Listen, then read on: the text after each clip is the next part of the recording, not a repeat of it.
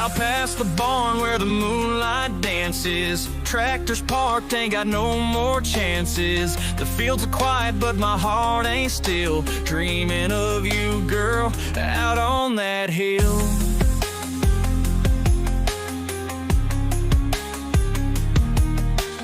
Rusty old pickup with the speakers blasting, stars overhead, nights everlasting. Diesel hum with a digital beat, when worlds collide on this dusty street. Midnight thunder, lightning in the sky, digital echoes as our love runs high. Country soul with a modern twist, holding you close, can't resist.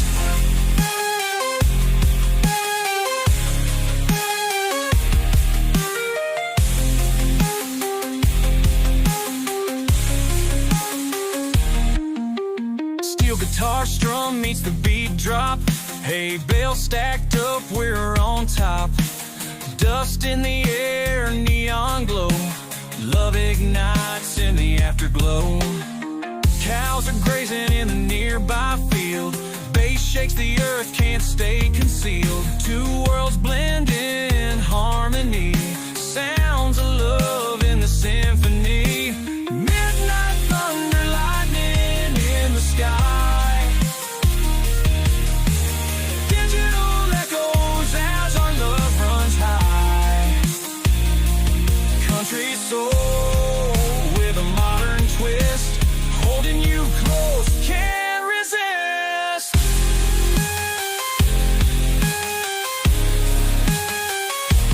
Can't resist.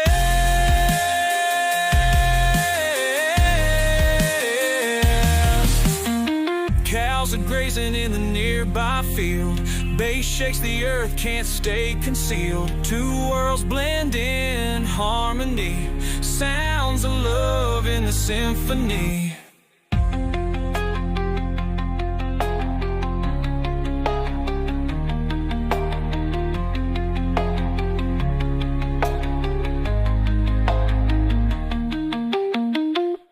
Good morning, chat. How's everybody doing? Well, I guess it's afternoon now, huh? Well, let me see how this camera looks. Camera looks okay for now. I mean, it looks pretty. It looks better than the other one. I gotta say that. Can't really complain, man. Just it looks funny on this screen, but on the other screen, I know the colors are more accurate on. Still sick if you can tell. I've been taking these really strong garlic pills, and I can taste it because it like you take the garlic pills, and it like your sweat starts to smell like garlic, your breath smells like garlic, but it's a really powerful antibiotic, and I think it's working.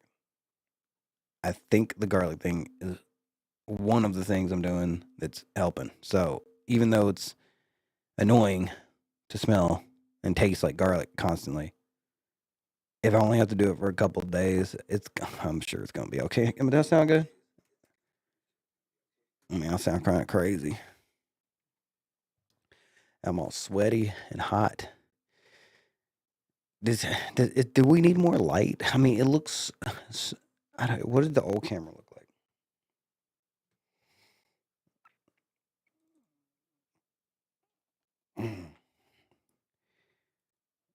All right. This is what the old camera looked like. Okay, well, whatever. This one's better. This one's just better. It's brighter. I don't like. I wish I could cut out areas like the bottom part over here. I wish I could make it darker and just have this part up here like more purple than blue. It's a little purple, but I want it to be more purple, less blue, like this over here. And like all this kind of be darked out at the bottom, so you can't really see any of that. And the other one kind of automatically does that because it's such poor quality. This is a far better camera, to be honest. Oh my God. Yesterday I was kind of like, I'm so used to the old one that I was like, I don't like this new one because it doesn't look like the old one. But now, like comparing it live and looking at the other monitor, yeah, dude, this guy is definitely a far better camera. You know what I mean? Yeah, what's up, dude? Uh, wait, you're on YouTube. You're on YouTube. Darked out gang. Yeah, I need like what is it called? Vignette or whatever. You know, like just the sides, just darken the sides all around. It'll look better. You are having audio issues though? I don't think so. Oh, what the hell? I don't know what's causing that. That has never happened before. Hold on a second. I'm sick, by the way. I got sick at South by.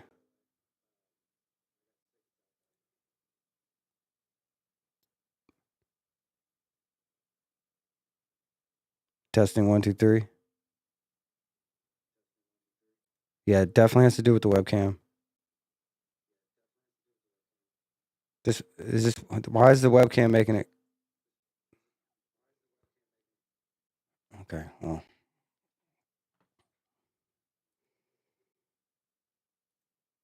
whatever, dude. It's a new webcam. Why is the webcam doing that? Whatever, dude. Maybe I need to restart my computer.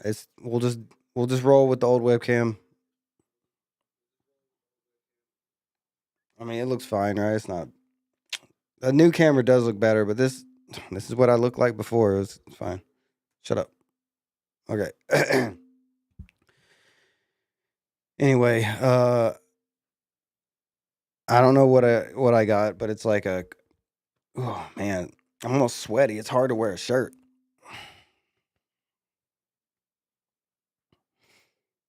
I have a fever. The congestion has gone away though, but I'm also like using a lot of these nasal sprays and stuff, and these throat sprays, and I think they're working like really well. Actually, I think they're working very well. I've done a couple of neti pots as well, but I have a fever. I'm sick, but it's not that bad. Where'd you get the Kick shirt from? Kick.com. Actually, I don't know the website. It's Kick, but I don't know the website. Man, that sucks. The new camera is causing audio issues. That doesn't even make any sense. Whatever though.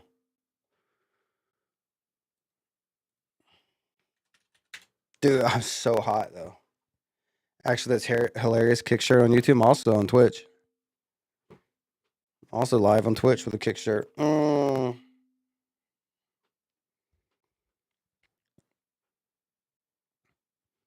Some people might be like, if you hate Twitch so much, why do you stream to it? Well, I mean, it's kind of like where I got started, right? I don't really hate Twitch that much. I just have a huge problem with uh, the people that are in high positions that work for Twitch that they're not the problem with Twitch is they don't give a shit about their creators. And that's just a terrible thing to have a platform. Crunked up. May I ask you a question? Yeah, what's up, dude?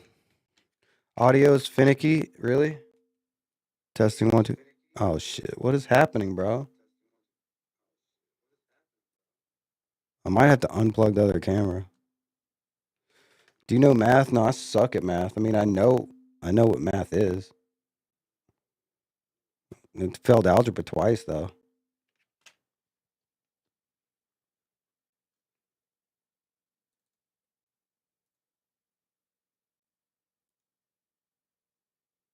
Oh, somehow it went back to the old camera. I mean, the new camera. All right, we're good now. Everyone hates Dan Clancy. Yeah, I mean, I understand why. He seems like a nice guy, right? He seems like a nice, cool, chill guy. I'm like, but then he's just like a front man. He's like a nice guy front man for like all the let's just ruin a platform. Okay, so one tariff against one country, 25 tax. How many countries? I don't what? Math, she's so is she cute? Ah, yeah.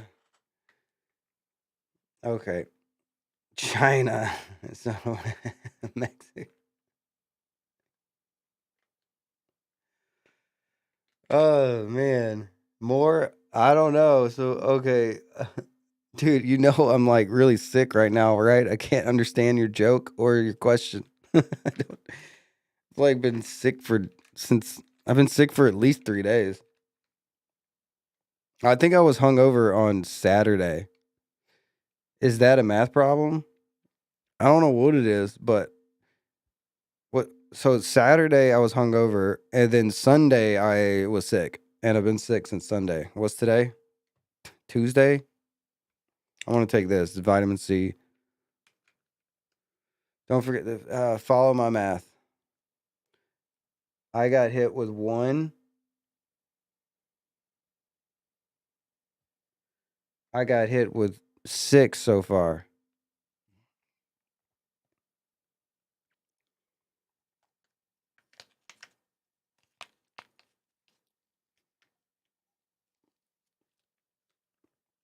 Audio still good? Tuesday? Yeah. I'm trying to help. You got hit with what? Tariffs? Are you are you trusting Trudeau? Are you trusting Trudeau?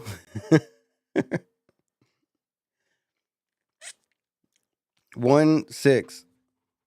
Bro. Let me put on some background music because I feel just retarded. He's not PM anymore. Yeah. That's what they want you to think.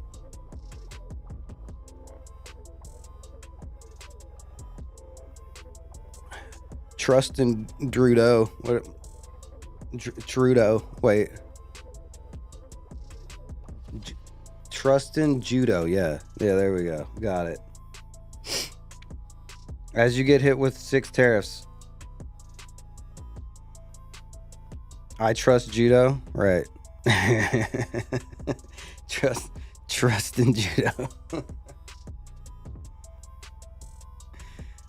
That's what you should say about tariffs. I trust them, judo.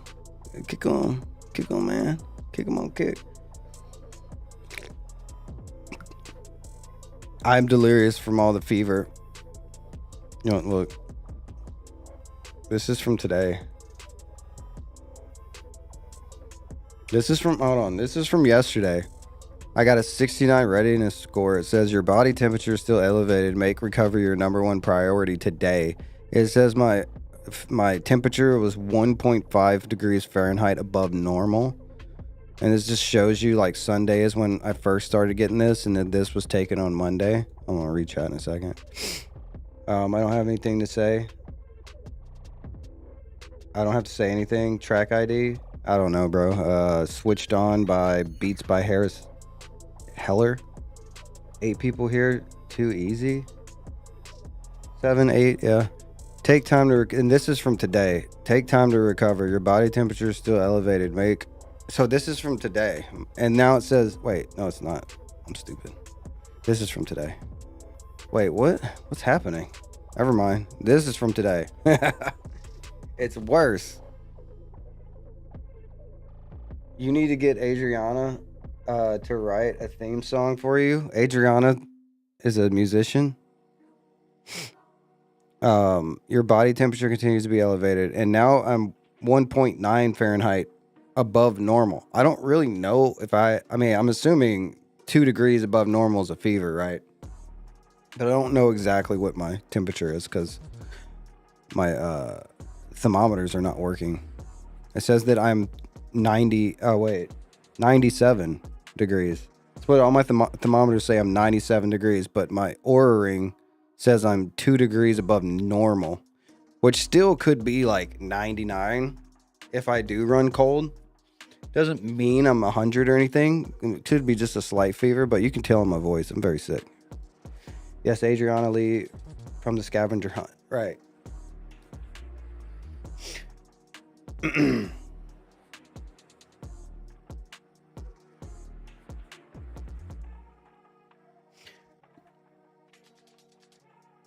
Wait.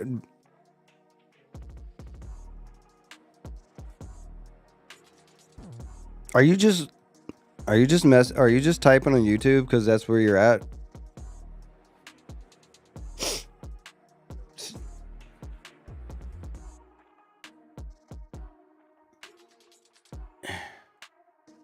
I'm just making sure that I'm not talking to somebody I don't think that I'm somebody different than I'm thinking. Oh, bro, so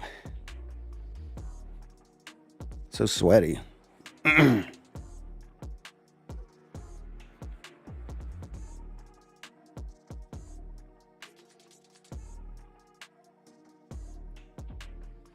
You put your body through a lot during South by? Yeah, no.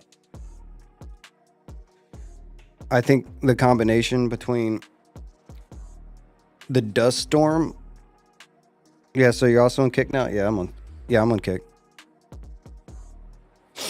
The dust storm kicked off. Well, once the dust storm was before South by, right? We had a dust storm, and then I went to the store. Maybe the dust storm might have actually been Sunday of South by, the first Sunday. I can't remember. Anyway, we had a huge dust storm, right? And I went outside like an idiot and decided to walk around to feel better or something like that. And then I walked out in the dust storm, not realizing that I was breathing in a bunch of dust, or like a legit dust storm. Like they get out west. We had a dust storm in Austin. And the next day my lungs hurt and I couldn't breathe. So that probably didn't help. And then, the late nights, not getting a lot of sleep. Okay, all right, there you are. And then, so the late nights, walking around all day, I wasn't eating very much either. I don't even know if I was taking supplements, like my vitamins and stuff. I don't remember. I probably was, because I wasn't leaving early in the morning. And I always take my supplements in the morning. So I probably was taking supplements, which is good. And then, I was around a lot of people, right? I'm never around a lot of people. I never leave my house. I wait on South by so I can go do IRL to leave my house. Give me an excuse. But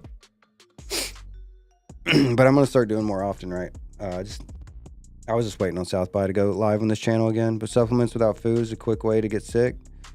Yeah, I think I only had 1 or 2 meals every day, and I think that I might have only had 1 meal a couple days.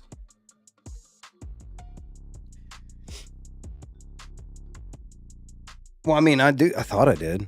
I thought I do train. I lifted weights yesterday and today. I just did, so like yesterday was lower body, and I normally do like 100-pound squat. I know that's not a lot. I know 100-pound squat's not a lot. But listen, I don't have a gym, and I'm not going to a gym. I have 2 50-pound kettlebells. I throw them up, hold on to them, and I do squats. So all I got is 100 pounds. So I just do what I can with 100 pounds. But yesterday, being sick, I only did 1 kettlebell, which is 50 pounds, and I did 12 reps. So I did less reps, less weight, because I just didn't want to strain my body too much. But I didn't want I wanted to let my body know that I still use my muscles. Please don't eat them. So I had to do something that stimulated them. And I did the same thing today for upper body. And I felt really bad. After my upper body workout today, I felt like shit. It made me feel real bad because I was all hot and sweaty. I basically had to take off all my clothes to not feel like I was going to die. You need to walk around in a weighted vest? Yeah, it's actually not a bad idea. I thought about that. I do 45-minute walks every single day, except for Wednesdays, Wednesdays, Saturdays, and Sundays. Wednesdays, I do sprints instead of walks. And Saturdays I do sprints. And then Sundays I do recovery jogs. I do not have a weighted vest, no. No, I don't have a weighted vest. Thought about it. I thought about it though a long time. Just never pulled the trigger on one.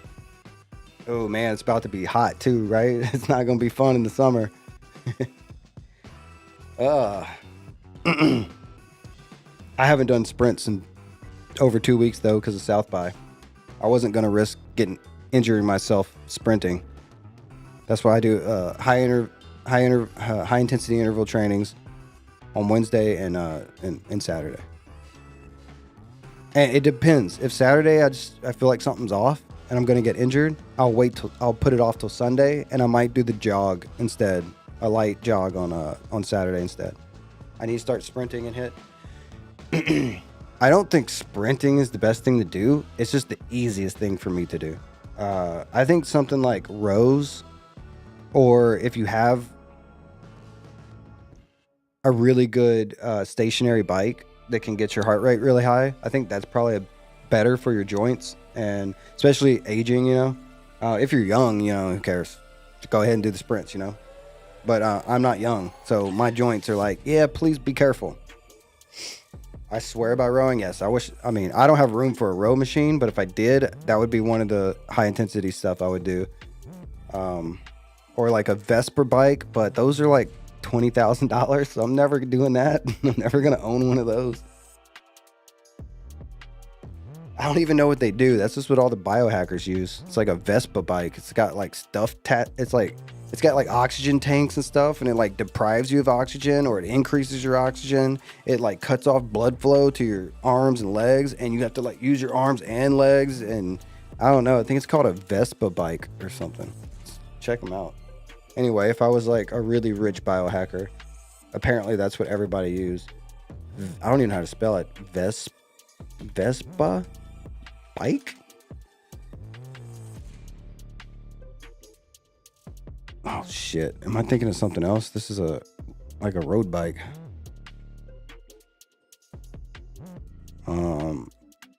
That's definitely not it. Vespa biohacker bike. Biohacker bike. Or maybe it's a machine. Wait, is it this? What is this? This is a Vespa. Do you know what a Vespa is? The Italian scooter?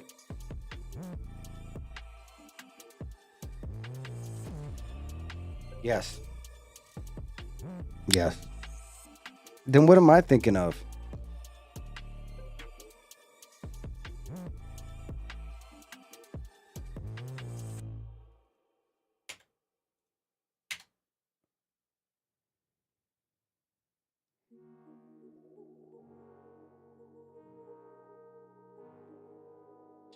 Didn't you first say Vesper? I think I was saying Vespa, but so I know about these Carol bikes. These seem pretty cool. These are like AI bikes that some science behind it is where you do like 4 minutes of high intensity, and then you do 4-minute rest, and then you do another 4 minutes of high intensity, and you're done. That's it. You're done. Your workout's done. And it's like just as good as doing anything else. So this is kind of cool. And apparently like you put on headphones and it like has the sounds of like tigers and lions and shit chasing you to make you like pedal faster. It's like supposed to increase it.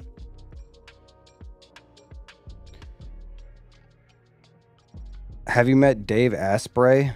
He lives here? Nah. Hell of a name though.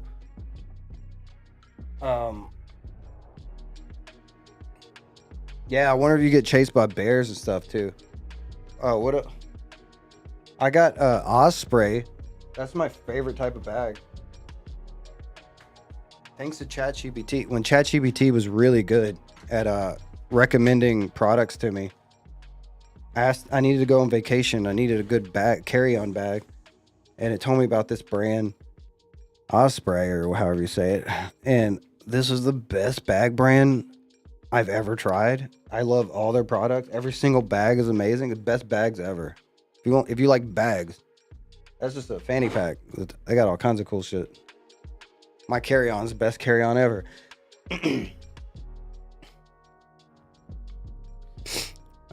Probably need to restart my computer for the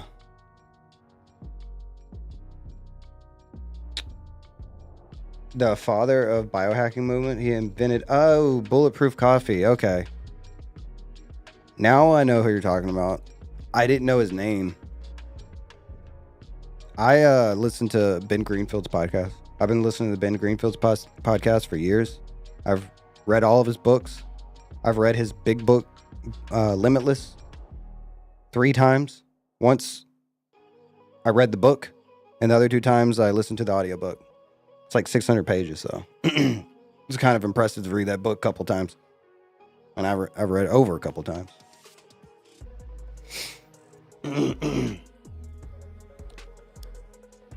Oh, I just realized his name's right here.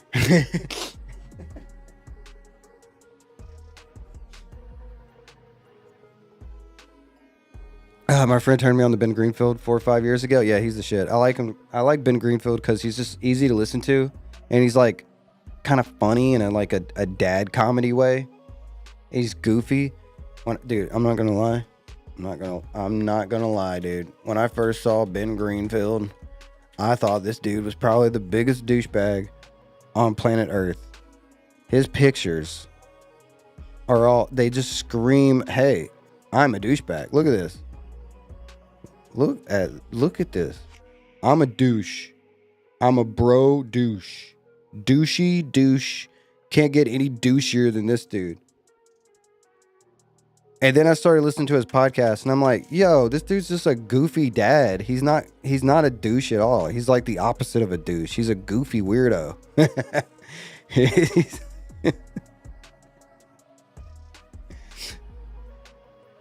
He sings as an extremely religious. Yeah, he's hard on that non-denominational Christianity, huh? I'm assuming he's non-denominational because the way he talks about Christianity, it seems like he kind of made it up for himself. It's not traditional for sure. I've talked to him a couple of times. My girlfriend's seen him on the streets on Congress before when he comes here for events. I'm wondering if he grew up Mormon. No, I don't think so. No, I don't think so. He didn't grow up Mormon. Yeah, he was walking down Congress. He goes to Sun Life Organics on Congress.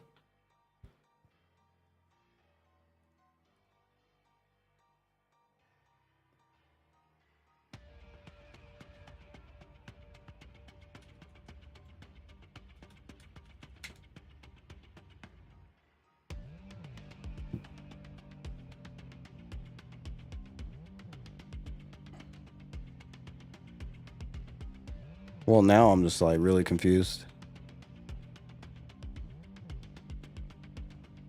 Do you ever try Keon products? Yes. I take their omega-3s.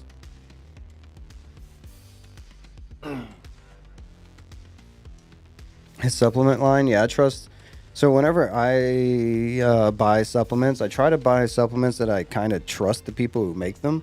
And that usually typically means someone like Ben Greenfield, who's a biohacker, who cares about the quality and where the pieces of the supplement comes from, and how it's manufactured and everything. I'm going to trust somebody who really cares about their own body a lot and takes their own supplements. And Ben Greenfield's huge on taking his own supplements and the quality of everything.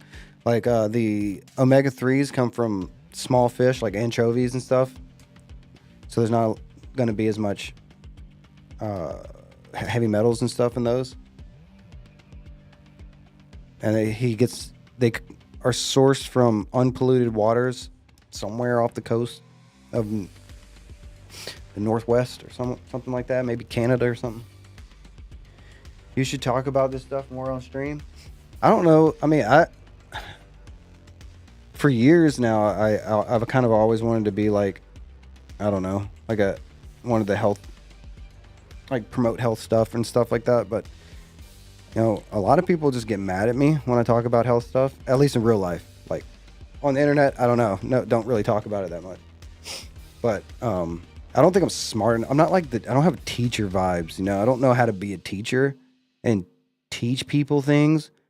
I mean, I can talk about them like we're doing now, but you know how Ben Greenfield will just like knows everything and then knows how to package it in a way that's informative. I have no idea how to do that. I mean, I was so bad in school. I don't know how I'm supposed to be the person schooling, you know.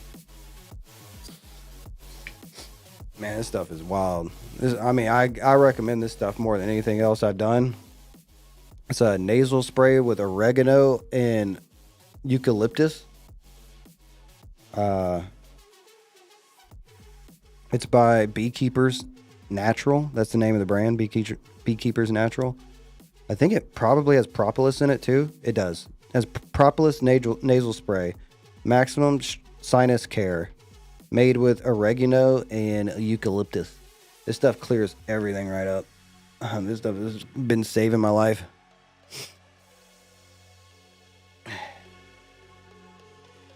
Still sweaty though. Didn't do Joe Rogan, Theo Von Bit.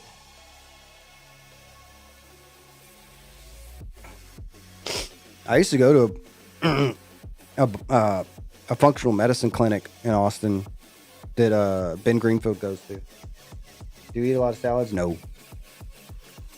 Nope. I eat if I eat vegetables, it's gonna be broccoli, Brussels sprouts, or asparagus, or sweet potatoes, I guess. My vegetables are very limited. I don't try to go crazy on vegetables. I was a raw foodist back in my early 20s, like 20 years ago. I did raw food diet. All I ate was salads, raw food. All I ate was raw plant-based food, and like animal products like honeys, bee products. I don't know if I really had any like milk. The distinction between what my diet and veganism was, I wasn't concerned about animal products. I was more concerned about the raw plant-based diet. But like honey, that's an animal product. I ate honey, you know. I try and eat a plant-based diet. I don't know. I don't know if that's the right thing to do. It's I used to think it was until I've read a lot of books. There's still a couple of guys out there who promote plant-based diets. But one of this, oh man, I think it was this guy, I think his name was Matt. I can't remember what his last name was. And he ran a website called like Vibrant Life or something like this back in 2009 or 2010 or something. I need greens for fiber and health. Yeah, that's true. Fiber. There's debates. There's debates over fiber and cholesterol. And I think the reason it's debated is because it really depends on your diet if you need fiber or if you don't need fiber. And if your cholesterol being high is a bad thing or a normal thing. It depends on the rest of your lifestyle and your diet. Like if you're keto and your cholesterol is high, then it's not that big of a deal because you have such low inflammation that cholesterol is not sticking to your arteries. So cholesterol being high on a keto diet might not be a bad thing, but a doctor will tell you that's really bad. I had really high cholesterol on a keto diet. And then as soon as I started to get off the keto diet, my cholesterol went way, way, way down, and all my stuff is normal, and I still have like low triglycerides and everything. My shit's always been pretty good. I love meat, but keep it 1/3 of the plate. I go hard. on protein. I think protein, and maybe this is just a fad, maybe we'll learn more about it later because this always happens. But with my research and everything that I've learned over the years, it's starting to seem like it's probably protein's the most important thing. So I try to make most of my plate animal protein. I supplement with protein powders. I eat as much protein from meat as possible. And once all my protein needs are done, then I'll add vegetables, fats, carbs, if I need them. If I'm just sitting at the computer all day, I don't really need carbs. You know what I mean? So I'm not going to try to overwhelm my system with a bunch of carbs.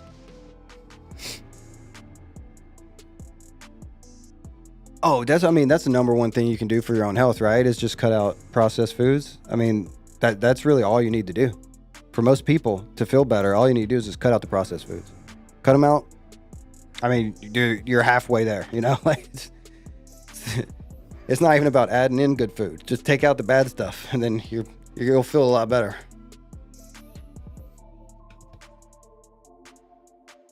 That and need to walk more. Yeah, I think walking changed my life. But I've had a lot of struggles, especially in the past. I want to say 7 or 8 years. I don't know if it's from binge drinking or if it's from a parasite infection or if it's from living in mold. A lot of my problems started before I lived in a moldy apartment. So, but that doesn't mean that where I was before wasn't moldy and I didn't know. And I also hung out at a friend's house. It was very dirty, like very trashy, very dirty, a lot of mold in the vents. So I know he had mold. And I was hanging out at his place a lot. So I don't know. That's when it all started. And then things just got real bad from there. And then I think the reason that I was suffering really, really bad until recently is because I moved out of the moldy apartment. And now things are getting better. Now it seems like all the healthy things I'm doing to try to fix myself are actually working. Whenever before it was like, yo, dude, how much money am I spending a month on supplements and eating healthy and trying to fix myself and going to expensive doctors that no insurance company fucking cares about. One time I went to the lab and it was $5,000 for my lab stuff. And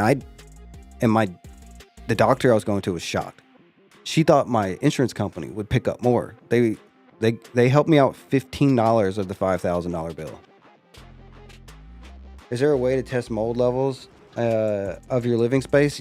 Yes, there is. I just don't know how accurate it is. There's like air tests. There's my apartment complex told me they could do a moisture test. And I'm like, that's not really testing for mold now, is it? A moisture test? I don't even understand how you do a moisture test. It's not even like the mold's not even coming from like leaks. The mold's coming from condensation on the vents. I don't know what you do about that. Everybody has a little condensation on their vents, especially in the summertime in Texas. You know, this shit starts leaking because it's so hot outside and the AC struggling to keep your apartment or house cool. I don't know what you do about that other than having really good sealed up windows and doors in like a brand new house. You got an old house though, you're screwed. I don't know what you're supposed to do about mold. I got in an argument with my doctor. She's like, you got to move out. And I'm like, where do you want me to go? She's like, just go to a new place. I'm like, but that place is probably going to have mold. She's like, you're probably right. I'm like, this is a lot. It's a lot for me to pick up and move when I don't want to move. And then go somewhere that probably has the same problem. Like, I don't want to do this. Like, it's just like, how are you supposed to move somewhere and know that it doesn't have mold in it? I mean, it's not like the apartment complex is going to be like, oh no, it's there's no mold, I promise. Every apartment complex has mold. So let's talk about South by. Highlights, lowlights, skylights. I think South by is dead. I think South by is fucking dead. It got worse than last year. And now it's getting so bad that they're cutting off 2 days. They're like, they said reimagined. South by is being reimagined. Are you serious? That's the same conclusion I've come to. Yeah, I mean, South by is just like, I wish I knew more about the inner workings of the management and what goes in. I don't even know what company puts on South by. I'm sure it's just one company, right? Or maybe it's multiple companies that come together to form it or whatever. But I would like to know what's going on internally. Who is the project managers and who sets up everything? It's clearly it's whoever runs it and puts it on is clearly becoming or has become woke. Wokeness wasn't really a big thing 6 or 7 years ago when South by Southwest was still really good. And I believe that whenever you have too many people running a place that are, quote, woke, then now they have to tippy-toe around everything to make sure no one's offended. So the type of bands, the type of music, the color of people's skin now is a factor. Like, oh, well, we don't want too many white people, so we're not gonna, we can't have like the biggest band come to South by. We can't invite them, like the Black Keys or something. They're too white, like that's just an example. He wasn't happy when he left. Yeah. See, and so your friend, for instance, probably left because he didn't like, or they didn't like what they were seeing. When things, it's not that like, when things come too woke, it's just too much fighting about what's not woke and what is woke. And I believe that really hurts any kind of creative idea. You can't be creative anymore. You're like, I have this really good idea. And then someone goes, yeah, but that's like racist. And you're like, wait, what? Yeah, because everyone you just mentioned is white. So now we can't do that. Can we find somebody else? Like who? I don't know, someone else. And now this is going on. No one can come up with an idea because it gets shot down because everyone's too scared to hire the wrong people or whatever. They don't really care about music anymore. It's just all about safe corporate BS. Well, I mean, safe corporate BS is kind of like woke, right? Because you don't want to piss off people. And you don't want to offend people. Or you don't want to seem like you're not raising women or black people up to the same standards as someone who's white. And because that'll look bad. I mean, it's just normal woke shit. You know what I mean? I think that's what's going on. I think wokeness has killed everything. And as long as South by is ran by people who hire people who are part of the woke cult, nothing will ever change. It's going to keep getting worse. When music stopped being their top priority,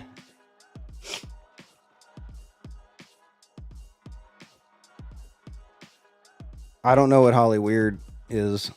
All I know is that I used to walk down the street and I would hear Snoop Dogg playing on a rooftop. And every single bar was packed. Hollywood. Oh, okay. Gotcha. Holly Weird. Okay, I get it. And every single bar was packed, and that was a good thing. If you and your friends couldn't get all into the same bar because it was so packed, because all the bars were packed, then you found a bar where you and all your friends could get into, and it was the best. It was the best night of your life. That's how South by used to be. It didn't matter what bar, if the bars were packed or not. You just found one that you could all get into, and you had the best time of your life. You didn't have to go into the packed bar. Anyway, my point is, no matter where you went, place was nearly packed. Yeah, everything was overflowing. Yeah. It was crazy. Ain't nothing like that now. It's like people are avoiding South. Dude, I almost think that a normal weekend is probably bigger than South by in Austin. And it almost feels like people avoid downtown during South by. I wonder if a lot of people think that South by is still big, and so they don't want to go downtown during South by because it's too overwhelming. When actually they actually don't know that it's no one showing up. Like, you actually can go to South by and you just have a closed 6th Street with no one on it. It's kind of nice if you want to chill and not have all the crazy stuff going on. You just want to go downtown and chill. Well, now you have the street closed all to yourself and no one's in any of the bars. You can have a day drinking session with some friends and no one bothers you. It's super chill. Oh man, nose is itchy. It's crazy how different it is. I'll still go back next year. Who knows? Maybe things will get better. Maybe the new reimagined. I hate that term, but that's what they used. That's I don't know if South by used it or the news article I was reading used it. They said South by is being reimagined with less days and a more something experience. Now they did cut badges prices in half. I don't know. Maybe I should get a badge and see if that helps. I don't think it would. I just want to try a badge once. But this year, if I had a badge, I don't think there's nothing that would have made it better. A badge would not have made it better this year. But it is seeming more like everyone's going to the badge events. That's where everybody was. Like if you saw a packed place, it was a badge place. That's where everybody went. So we were talking about earlier, old South by, every bar was overflowing with people. Now, only the bars overflowing are the people with badges that are looking for stuff to go do, and everyone picks the best thing to go do because they bought the badges and stuff. Badges are still ridiculously expensive. Okay. I'm sure they are.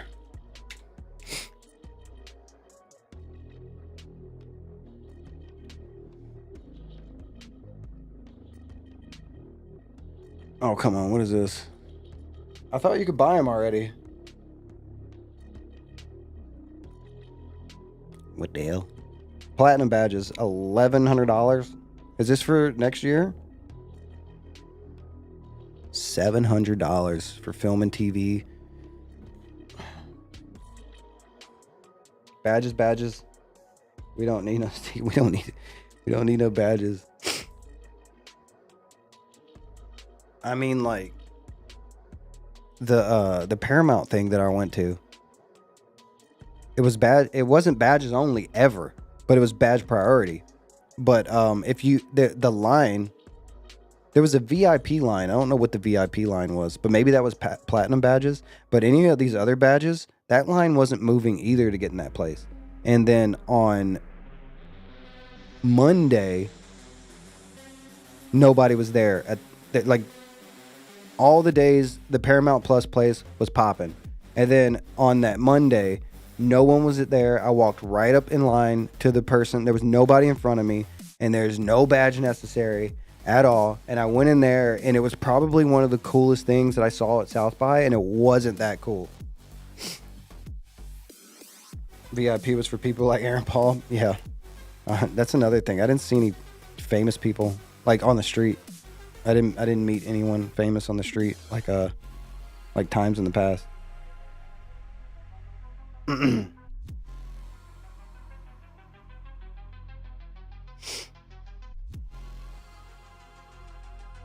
actually think by this weekend I think I'll not be sick anymore. I think it doesn't feel like this is going to last very long.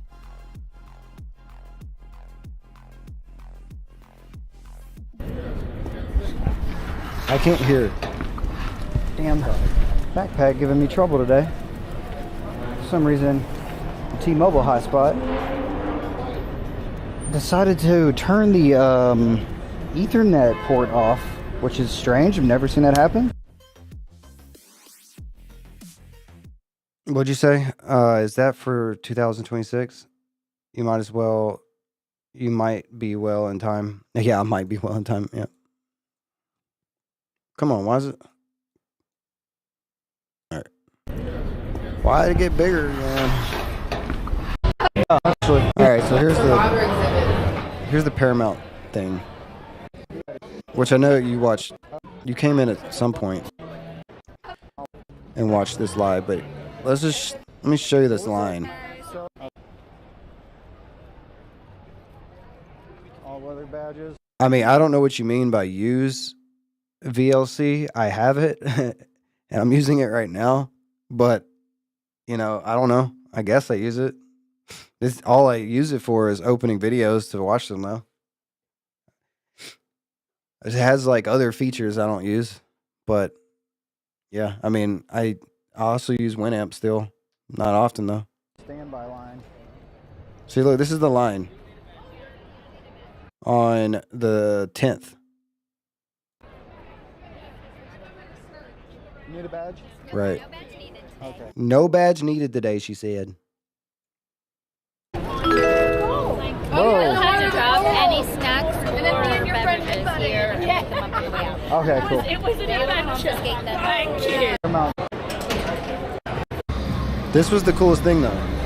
Like, the decorations? What the setup, everything. This was the best one, and it still wasn't as good as Old South by. So when I say this was the best one, I'm saying that in a bad way. I'm like, this was the best they had. And it's okay, It's not like a crazy stage pops up in this parking lot on 7th Street that has a crazy light show and some of the biggest acts at the time playing on stage there. Like, it's nothing like that. You don't see that. You don't see just random stage with lighting performances pop up in parking lots. Nothing like that's happening. There is no Snoop Dogg on top of rooftops. But it doesn't, would that make people show up more? Or do those bands not show up anymore because people don't show up anymore? Is it the band's fault? Is it the project managers, like the people who run South by? Is it their fault? Is it the humans' fault? The goers? Did they decide not to go anymore? Obviously, this all started after COVID, right? So, COVID broke people, and I don't know why. I don't know what happened. Are people scared to go? Are people scared of pandemics now, so they don't leave their house, or did people go broke during COVID, and now everyone's don't have money to do anything? Like, I don't really know. I really don't know. Let's blame it on COVID. COVID definitely had something to do with it. But what I think happened is when COVID hit is when wokeness really started to kick off. It was starting before that. Don't get me wrong. It was definitely starting before that. But when during lockdowns, everybody sat at home doing nothing and watching the news because they're like, oh God, what's happening with the world right now? So I'm going to watch the news. And all the news did was hyper politicize everyone. And it caused people to pick sides where you got hyper right wing and hyper left wing people now. There's no middle. There's no one middle to make cool shit anymore.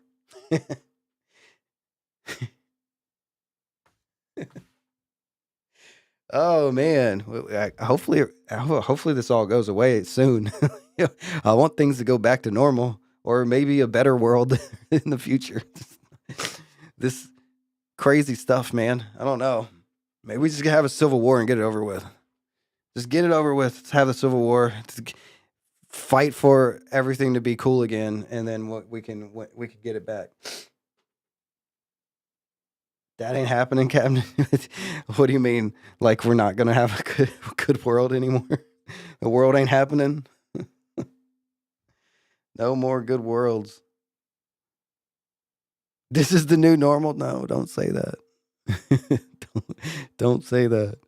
It's not good. This is not a good normal. You know, the other things about my clips is the only clips I got was like of homeless people yelling at me. This lady right here. Yeah, that's not your phone. Yeah, I said, let me see your phone. You know what's really funny about that? That same clip is what happened to Nick White. I was so surprised to see the same thing happen to Nick White. That's why I decided to edit videos today, because I woke up and I saw this clip of Nick. Where is Kick Clips? I think it's this channel. Yeah, the same thing happened to me. This is the same thing that just happened to me. And that other, I was like, what? Locked out of the building? Oh, don't film? All right, my bad.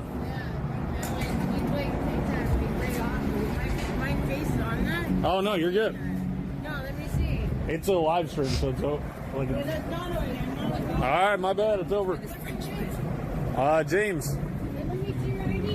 I'm not giving you my ID. It says nothing. It's over. All right. Okay, lady.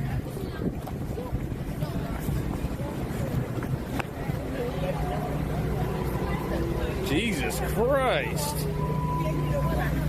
Yo, this city is ass.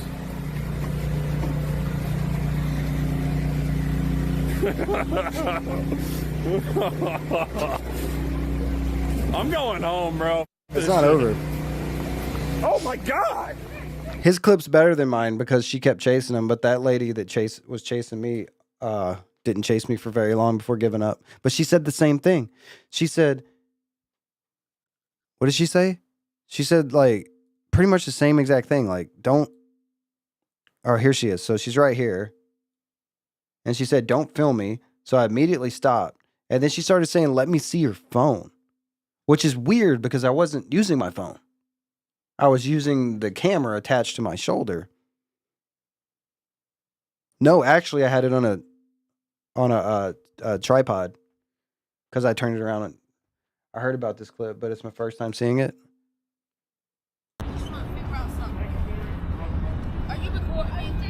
No. She said, are you recording me? And I said, no, and turned it away really quick. I didn't want a problem, right? She sounded hostile. You just put that camera on me. Let me see. You just put that camera on me. Let me see. Let me see your phone. See, now she wants to see my phone. No, see your phone. That's not your phone. Yeah, that's not your phone. Yeah, I said, let me see your phone. Am I okay, Chuck?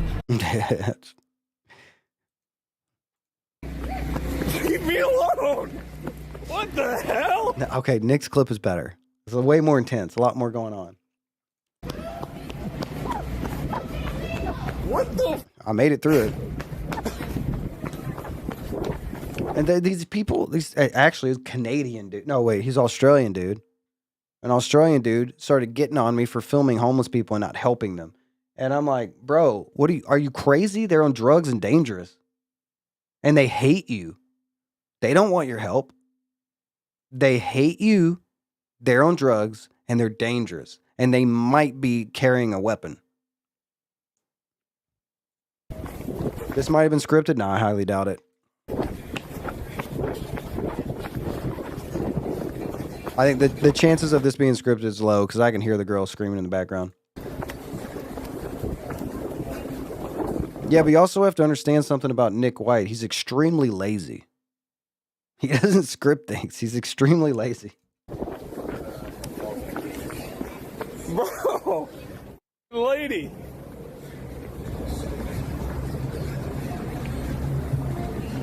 Holy shit.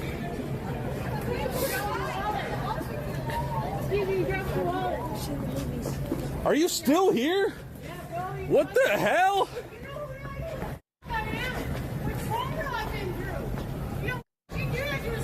I'm not, I didn't do anything to you, lady. Jesus. What in the hell? She who shall not be named. What is this crazy place, bro? Remind me never to go to Vancouver. I wasn't planning on it. When I was younger, I think I thought Vancouver would be cool because you could smoke weed there. But now I don't smoke weed. Now I don't have any reason to ever go there. These giant streamers have agents and producers behind the scenes. I mean, I know Nick White, and like I've hung out with behind the scenes people for Nick and Ice Poseidon and stuff like that. The only thing that's produced is like the events, like the scavenger hunt or the battle royale thing they did. Those types of things are produced, but other than that, I don't really think it's not like you think it is. It's a lot more chill than that. Ice Poseidon stuff is more produced. Nick is very random. Sometimes he won't even go live for a week. Bro! So was the Japanese KCIP thing produced? I mean, to the extent where the idea is to go to Japan for 100 days, yeah. All those people following him around, I think just kind of happened. He did agree to it though.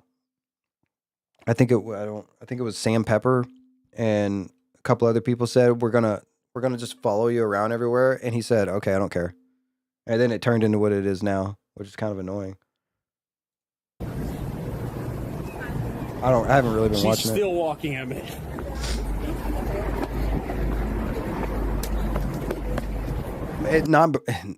I haven't really been watching it because I've been working, doing South by, and staying up late, and then waking up late. So if I'm on my normal schedule where I'm waking up at like 4 a.m. or something like that, then yeah, I'll put on Ice Poseidon and see what he's doing. But I just haven't had time to do it. So he's not holding anything? Dude. I don't know what you mean. Get this lady away from me!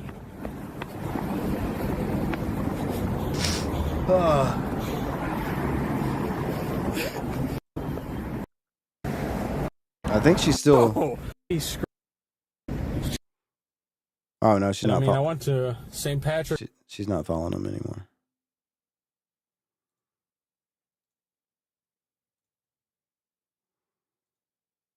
Does Nick have the neck holster for his camera? I don't think so. No, I actually think Nick uses a selfie stick or a tripod or nothing at all.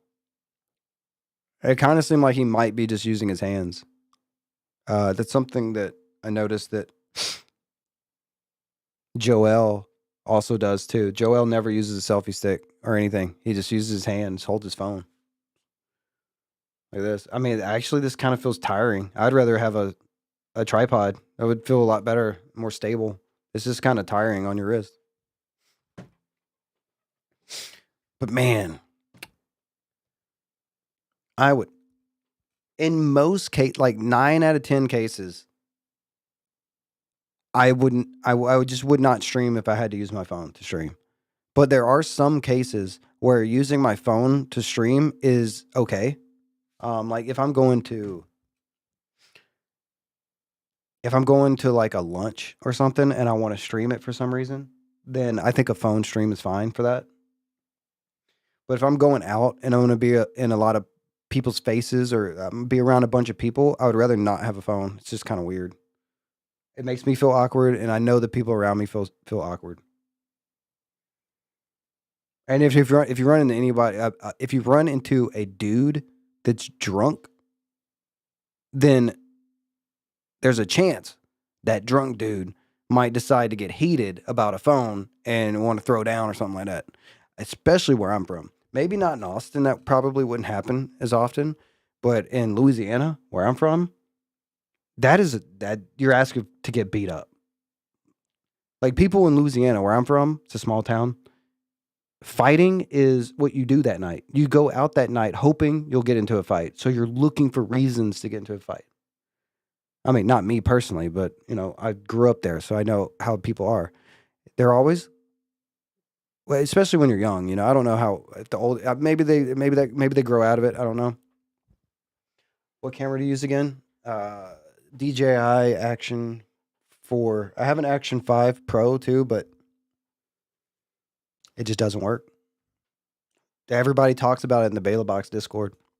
So DJI came out with a new camera, and it doesn't work for streaming. It's very broken. It just won't work. It's a newer, better camera, but it won't work with the Bela Box, and nobody can get it to work. So it's just like trash, and you can't use it. So everybody still uses the Action 4, and that's what I've been using all week too, because I don't want to deal. I could have tried the Action 5. It's people. I mean, it'll work, but it'll break while it's working, and then like I don't know. I haven't used it to explain what happens, but people say that it'll work fine for a little bit, and then it'll quit working, and then you have to like turn off the Bela Box, turn off the camera, and then it won't even connect anymore. Something weird like that, where like it'll work for a little bit, and then it'll just like completely not work, where you have to like wait a day to get it to work again. And I decided I didn't want to deal with that during South by, so I just used the Action 4. Yeah, gotta love China. I wish we had our own. American manufacturers for cool stuff. But no, got to buy it from China. All my stuff from China. This webcam, Chinese. You know, it probably it's got a little chip in it that sends everything it's looking at directly to China. They're all looking at me. Hi, China. You think we will soon? Maybe. I mean, that's the point of all the tariffs, right? I think. To get people to make things in the U.S. Sure ain't helping out my crypto though, so I hope it works. All my investments are trash right now because people are scared of tariffs. So hopefully the tariffs work out and they're worth it. Because if it doesn't work out, then it's just screwed up. They are a lot of chip factories being built right now. That's crazy. Good. I think Intel used to build all their own chips in the U.S. Yeah, Samsung's been building a factory in Texas for a long time. Not gonna lie, bro. I just got the S25 Ultra, and it's really good. I'm still not gonna give up my iPhone though. I don't know why. It's a bigger and lighter phone that's really snappy, and everything loads so fast on it that it's so fun to use. But I just gonna use my phone instead. I'm just gonna use my phone instead. This is my chat phone now. This is what I was using for chat. It's got like a cheap Verizon or Visible carrier on it right now. I can use it for streaming though, so that's good. I mean, I haven't used Moblin since I don't know. I haven't used Moblin since May last year or something. But I like that. I like it more than IRL Pro for Samsung. I don't know why IRL Pro on Samsung's not as good as Moblin. I think the picture and the zoom is much better on the iPhone than it is the Samsung. But I haven't used the Samsung. I haven't used the new one for streaming yet.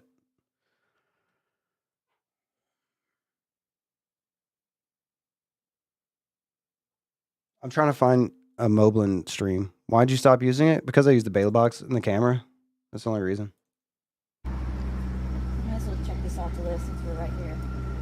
Is this No idea this was going to happen to that. Where we got to go again? Where's Yeah, that this is- napkin the thing for the phone? I think. Okay, so some of this is going to be iPhone Moblin, and then some of it's going to be IRL Pro on a Samsung Galaxy S23 Ultra, because something broke. Well, chat, we're stuck here until the storm passes, I guess. I think this is the iPhone. Right next to. Oh, And I think this is Moblin. I was kind of planning on going. And then I was like having, see how it looks? Like I was having connection issues. So then I came over here and I switched. Rate, one keyframe, format. Yeah, so the, Oh wait, I think I can do this. Carry the back. there we go. I think I switched to the Samsung now. When I go, When is this? I don't know if there's a date on this anyway. It's the last time I used it. Whoops.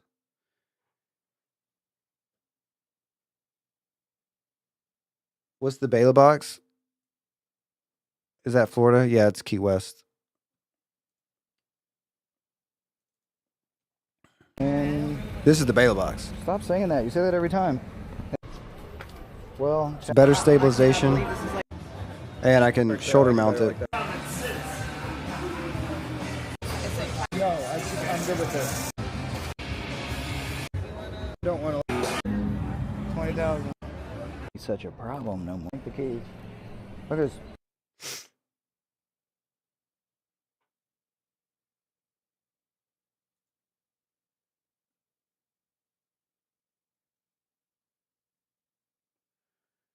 Yeah.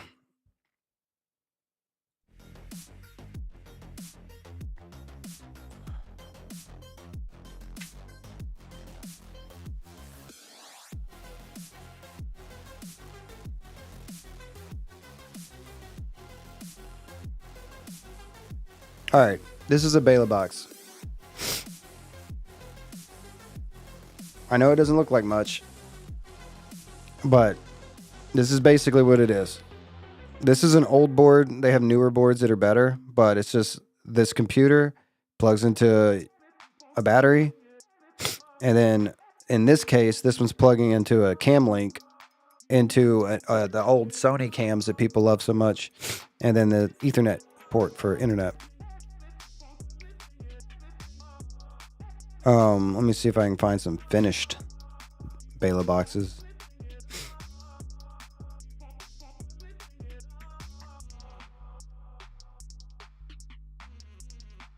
These are all really old. They all have the NVIDIA Jetson Nano. That computer's very old.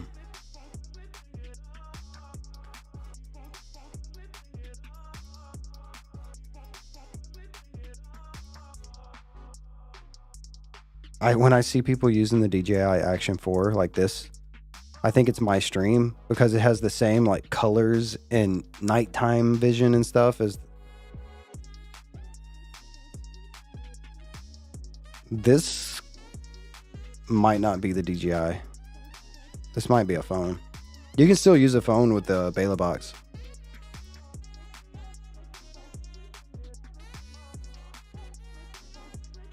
This is the camera most people use. I think it's ridiculous. They don't make them anymore. Sony doesn't make these cameras anymore, so you have to buy them for like $600-700 used. And guess what? These cameras have optical stabilization, and it doesn't last forever. Like there's only so much you can get out of the optical stabilization before you have to replace the camera.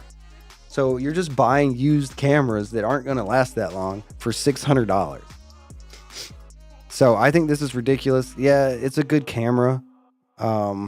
But the DJI is good too. Like there's no point in buying this old camera. You just get a DJI. Everybody's weird about it. Look at this one's kind of cool. So this is a simple Bela box. And this is how I kind of have mine too. Just in these straps right here. And everything's kind of organized. I don't know if I have enough light here to full screen you. And I'll just put it on whatever screen that was.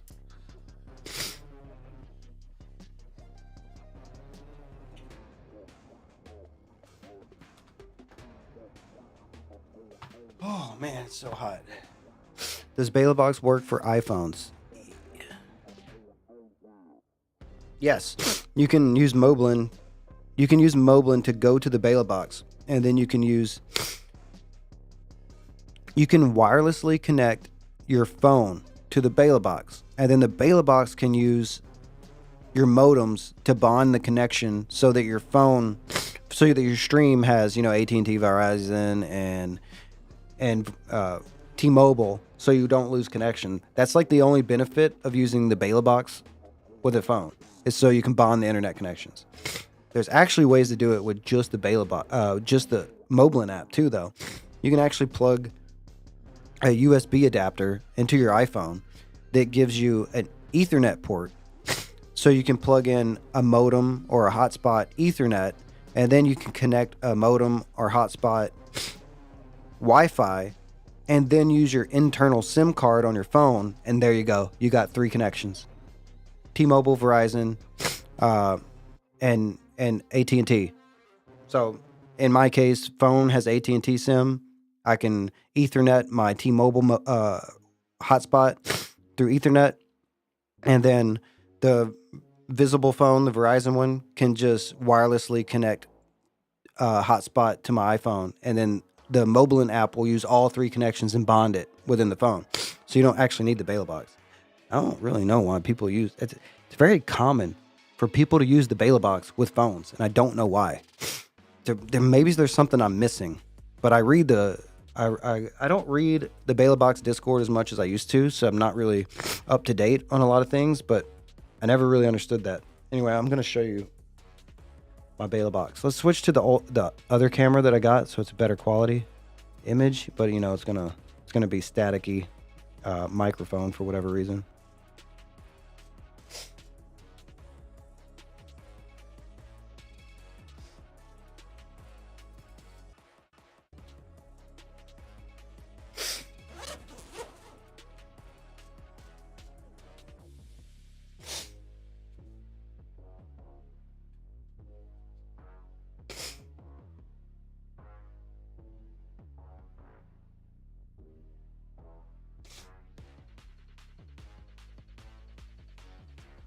So at the top is the AT&T modem, and then that's the Bela box. Mine's way smaller. It has this is the best one for using DJI cameras. If you need HDMI for any of the other cameras, and this is not the one you want, but this is the best one for using any other ones. And down here, there's another 4G. Oh, that's better. This is a 4G modem, which helps. I don't know if it still matters. Is it still crackling? Yeah, okay, it is. I hear it. That's the new backpack, yeah.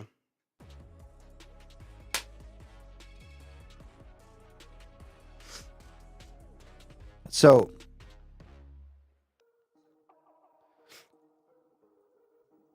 that sucks. I forgot what I was saying. Oh, the reason, and you also have a Starlink? No, but I'll probably get one sooner or later.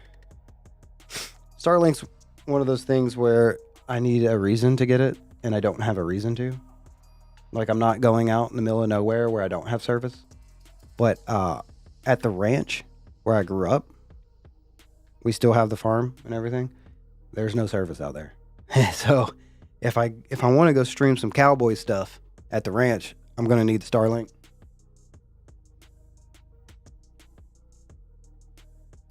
So I have a 4G modem on AT&T, and the reason I have that 4G modem is because when I first built the box, the Bela box, there was this whole idea that the phone switching from 5G to 4G can cause issues. So to have a dedicated 4G modem will help out with congestion if 5G is too congested. So what's your monthly bill for that? Well, okay, this is gonna be hard to explain.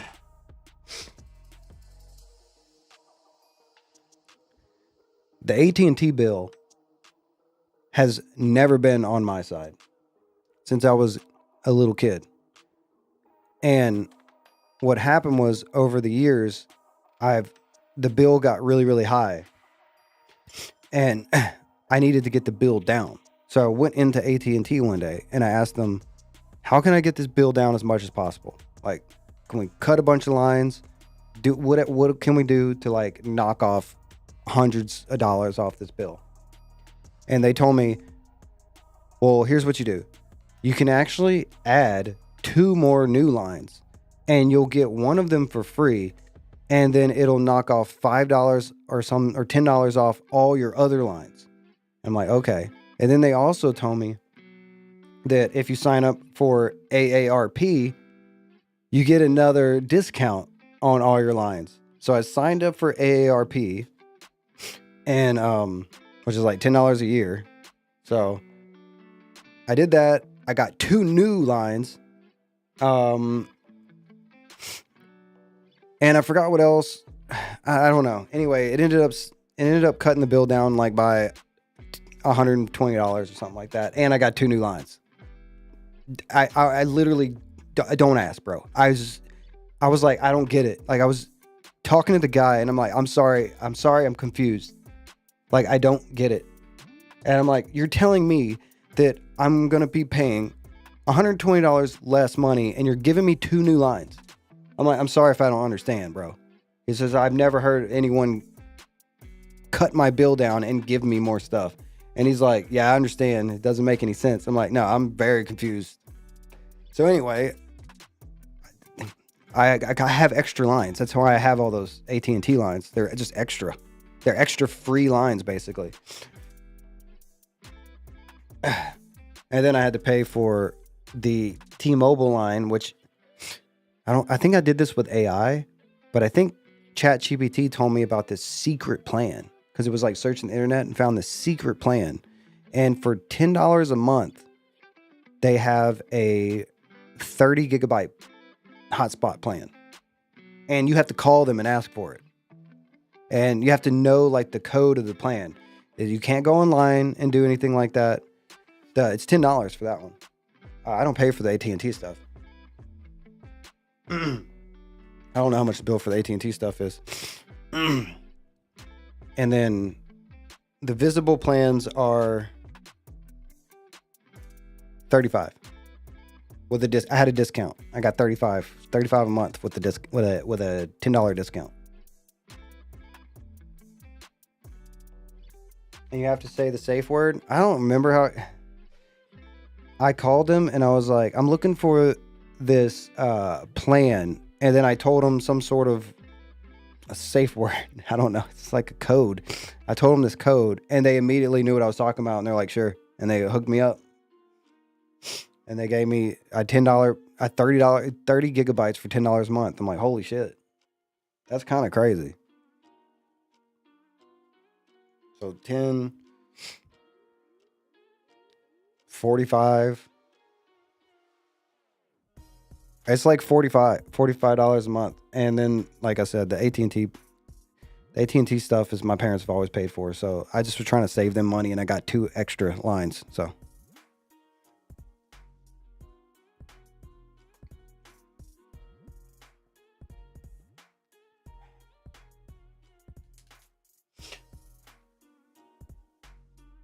But it's not cheap. If you're doing it on your own. Like, if money wasn't like an issue at all, I would have 3 phones.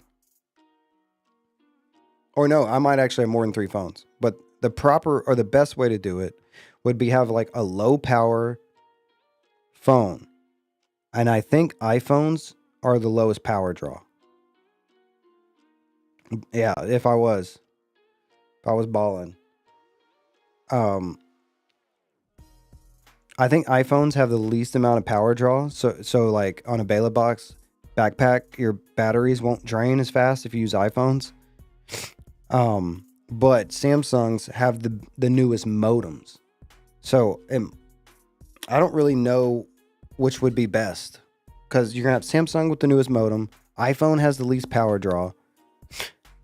So either I would have 3 iPhones or 3 Samsung Galaxy S23 Ultras, and one on AT&T, one on T-Mobile, and one on Verizon. That would be the best way to do it. But then you're talking about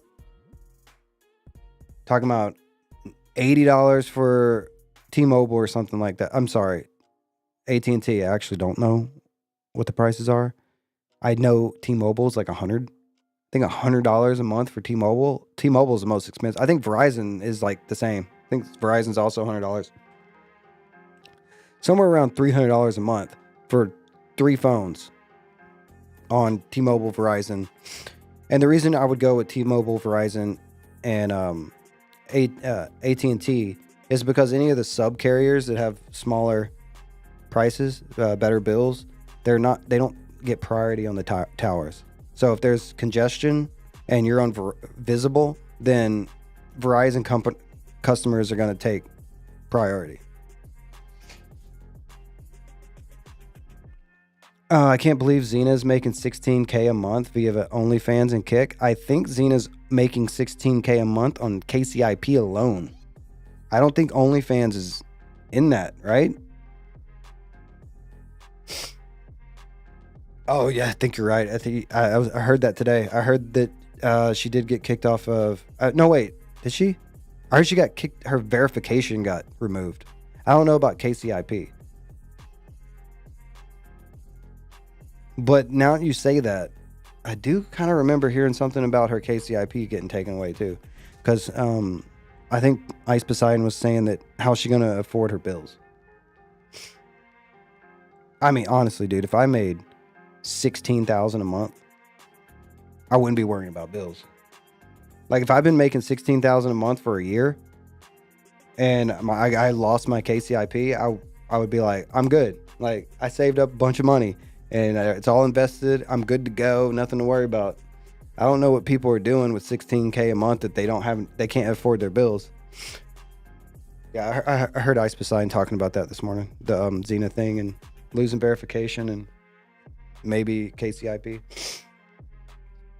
They reduced the numbers for KCIP. I have a chance of getting partner now. I didn't before.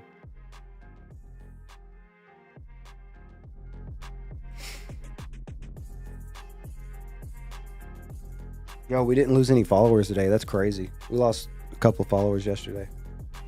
She should start a GoFundMe.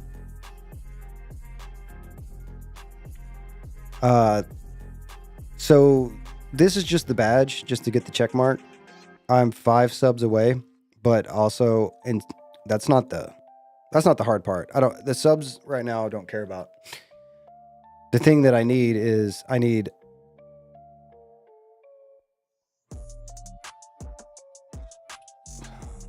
all right, I need 100 unique chatters in the last 30 days. So I actually need to find a bunch of new people to come to my channel first. And then I can beg for subs. And then I can get verification. And the same with partner, which is KCIP, right? KCIP has been rebranded to partner. That's like a scavenger. It's like one scavenger hunt. You're right. But in this case, I need 250 unique chatters a month. And 25 subs, which is a bit harder. It's actually really hard to get subs. I don't know how other people do it. Maybe they just beg a lot, but I don't know, man. I was on Twitch for a long time and I never begged for subs, and it felt like it was weird and wrong to do that or something. Feels weird to beg for subs. But if I was going for KCIP or whatever, I would do it for that. I'd be like, look, we're trying to get KCIP. I don't normally beg for subs, but we only need 5, something like that. Maybe you should start hot tub streams. Thought about it.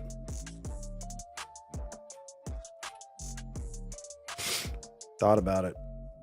My family's from Mexico. I was born in Compton. I'm all for La Raza of Mexico. I would love to live in Mexico, but this is Mexico, so. We built Wait, what? America. A lot of our farm workers are immigrants. See, you guys are foreigners. You actually don't know how it is to have a taco de frijoles in the house. Say what? Nopales, mole, queso, right? Dude, mole. Never mind. Is it offensive if I don't like that? I had home cooked mole one time and I was like, what the fuck is this, dude? What is this? It was weirdest shit I ever tasted. And I like chocolate stuff, right? But that was weird. Yeah. You don't know. You don't know that richness. You're like a foreigner, right? Are you? What ethnic are you? White. Oh, you are? Okay. What are you? Caucasian. You're Caucasian? Yeah. Oh, okay, cool. Even you, man, you know, being like, you're light-skinned, no, nothing racial or nothing, man, but we're all from where we're from, man. I'm Mexicano. Okay. Yeah. People of the sun. See the people of the sun? Yeah. Yeah. You actually came and invade our, not you, but your ancestors. The Europeans. Not you. Well, I don't know if the Irish did that.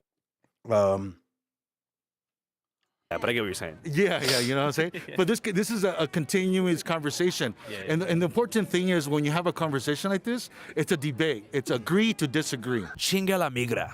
Donald Trump es un pendejo. You guys might hear these phrases once a month or maybe once a year, but here in Boyle Heights, you hear that shit every day. I'm Boyle Heights? Where are we? right here at Mariachi Plaza in the historic barrio of Boyle Heights to do a couple interviews with City of Los Angeles. who, you might ask? The organizers of a big-ass rally to protest mass deportation, ICE raids, Trump's new executive orders, and so forth. We're gonna go talk to la gente that organized this event and figure out ¿qué onda? ¿Qué pasa? What the heck is going on? ICE is terrorizing our communities, and they're trying to manufacture consent for a war with Mexico. And these Trying to manufacture consent for war for Mexico. No, don't really see that. Don't really see that. It's not what I'm saying. raids are not hyper-targeting criminals, they're hyper-targeting tax-paying community members. And right now, I don't think there's anything. I don't think there's a war going on in Mexico. With all the people not I don't think anyone wants to go to war with Mexico. Maybe the cartels. That's a different story. But if you want to have that talk, let's have a talk about the cartels. But when you say manufacturing a war with Mexico, that sounds like you're like, hey, we're gonna take Mexico. Like that's not what I think is going on. Now, I don't even think the U.S. wants to take Canada. I think it's just all just like hyperbolism, just like because they're scared to get deported. There's a lot of people that don't want to come out. They're scared to come out. They're scared to die out here. They're scared to get taken from these streets. That said, Mexico would be cooler than Canada. If we were gonna take a country, I think Mexico would be cooler than Canada. Sorry, Canada. Some of us are never going to get taken from here, so we're willing to die for those voices that are lost. We're here to speak and do for those that can't. My name's not C backwards, I can, and I do for those that can't. I can, so I will. And that's for everybody. If you can't, Did you understand a word this dude just said? do for those that can't. Trump has confirmed. Something about my name is... I can't understand what he's saying. He plans to address illegal immigration in the U.S. through a mass deportation program. the stories of families being ripped apart, there's mothers that are being taken away from their children. Sometimes you have to be careful. C backwards? Yeah, something about my name, C backwards. Can't... I don't know. Something weird. Just going to the street. Yo. Wait a second.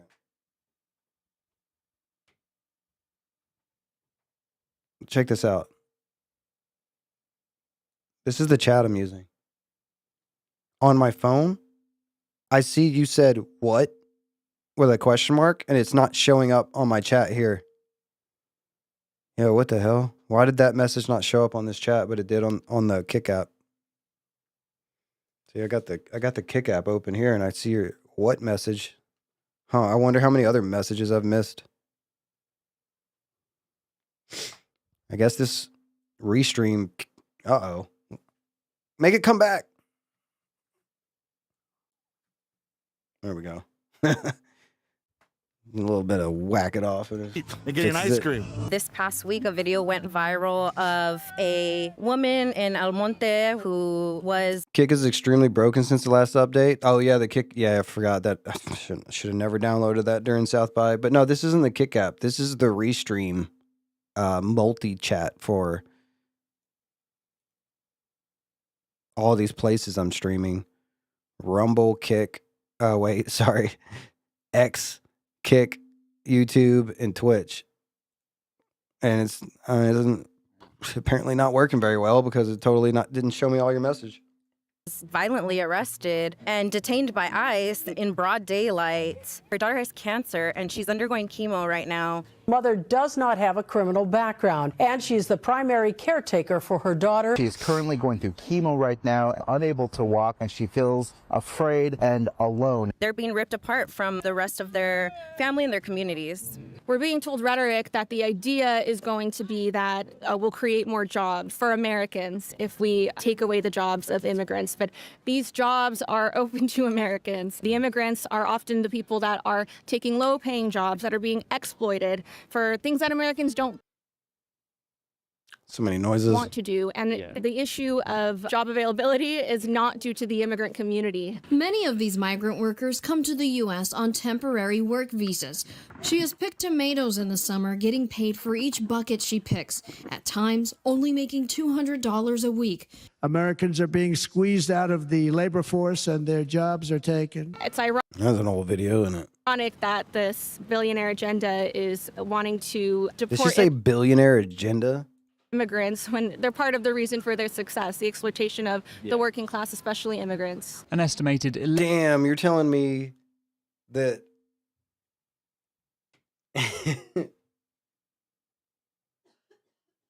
Yo, never mind. I just have too many thoughts going on in my head that I probably don't want to say out loud. 11 million people live in the US illegally, at constant risk of deportation, even while large parts of the economy depend on their low-paid labor. Right, so for as long as I can remember, immigrant labor has seen as quote-unquote unskilled labor, which doesn't exist, right? All labor is skilled. And because of that notion, right, that the people picking our... I was just thinking, like, she was saying that it's something about the billionaires want to kick out the immigrants that help the billionaires, like, you know, whatever. I can't type. Oh, yeah. Fruit, the folks never mind. Cleaning up our hotel room, the people literally cleaning up debris, our immigrant workers, there's this notion that their labor is unskilled, therefore should be underpaid. And you know who's being hurt the most by millions of people pouring into our country? Well, I think the goal is to kick out all the people that shouldn't be here because they're not here legally, and then the people that are here legally, give them the jobs, and then also increase the pay. I think that's the goal. Maybe I'm wrong, but the problem is paying people that are here illegally cheap wages is the problem. But you're never going to fix the problem by hiring illegal people and still paying them smaller wages. The only solution is to hire legal people and then increase their wages. I mean, sorry, it's just like someone's going to have to suck it up and start paying people more.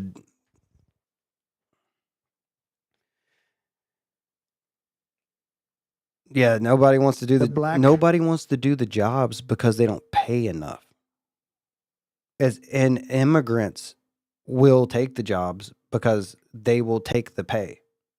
And it's wrong, right? It's wrong that these people will work for such low pay. But the reason it happens is because they're illegal. If they weren't illegal, if we didn't have illegals and American businesses were forced to hire Americans, that they would have to pay them proper wages. So that's just another argument against illegal immigration because it's causing slave labor wages. If you want to call them slave labor, but just low wages. That the reason we have low wages is because of illegal immigration. And they admit to that kind of, but then they don't understand that that's what they're saying. Right, right. Yeah, American businesses are addicted to slave labor wages. Yeah. Population and the Hispanic population. It's easy to criminalize people without taking responsibility for why we have immigration and immigrants in the first place, which is due to U.S. intervention and us intervening in the global south and forcing people to leave. People don't choose to come here lightly. Countries where U.S. government has admitted to launching military interventions. Well, yeah, I mean, that's another issue. They are forced to. That's CIA, you know what I mean? This country has fucked up the rest of the world and destroyed people's homelands and forced millions. Yeah, well, you know, we're not okay with that either. I mean, I get that. Like, I don't know, but that's like secret stuff going on inside the CIA, man. Like, I don't know what you do about that. You just gotta get the right people in there, I guess. I don't know. There's a lot of stuff going on we don't know about. From the Congo to Latin America to flee their homelands and seek refuge in places like the U.S., and then they turn around and call them criminals and demonize immigrants. We not cross the border crossed us. They stole. Wait, what? Mexican territory. It's us territory, but. I mean, it's not okay. Well, now I'm starting to think they're the ones that want to go to war. The other lady said that the U.S. wants to go to war with Mexico, but now it sounds like Mexico wants to go to war with the U.S. so they can take back their land. I don't want to be insensitive, but I dare you. Or we can just get along. I mean, I'm cool with that too. We can just get along. We don't have to do anything crazy or anything. I mean, you know, Mexicans in Texas Tex-Mex have been getting along for a long time. I think it's okay. And then Texas had a crazy past with Mexicans in the early days. So it's all good now, though. Don't want to repeat that. Companies like Coca-Cola and Dow. You want me to tell you an interesting story? Let me finish your message. Coca-Cola, Dow Chemicals, and Apple are all part of that. Yeah, they work with alphabet agencies. With the alphabet agencies, yeah. I went on a cruise once, and I met a girl from Mexico City.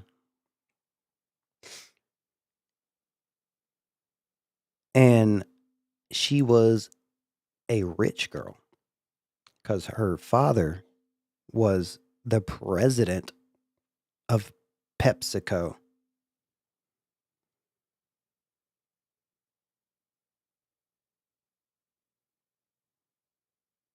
Never talked to her again, though.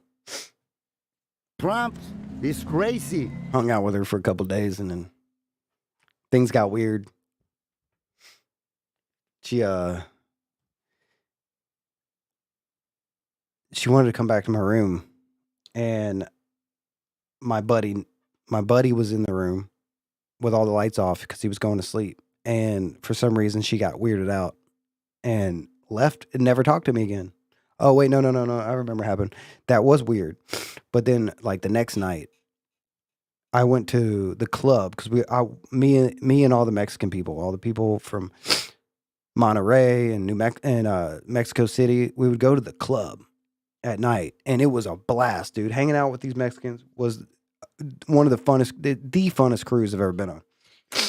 And then, I got real drunk, and I started talking to her. And I was starting to notice that she wasn't acting like herself. And then I was like, okay. And then I turn around and I look, and then there she is. And I'm like, wait. Yeah. Who's... And I look again, and I realize that's not the same person.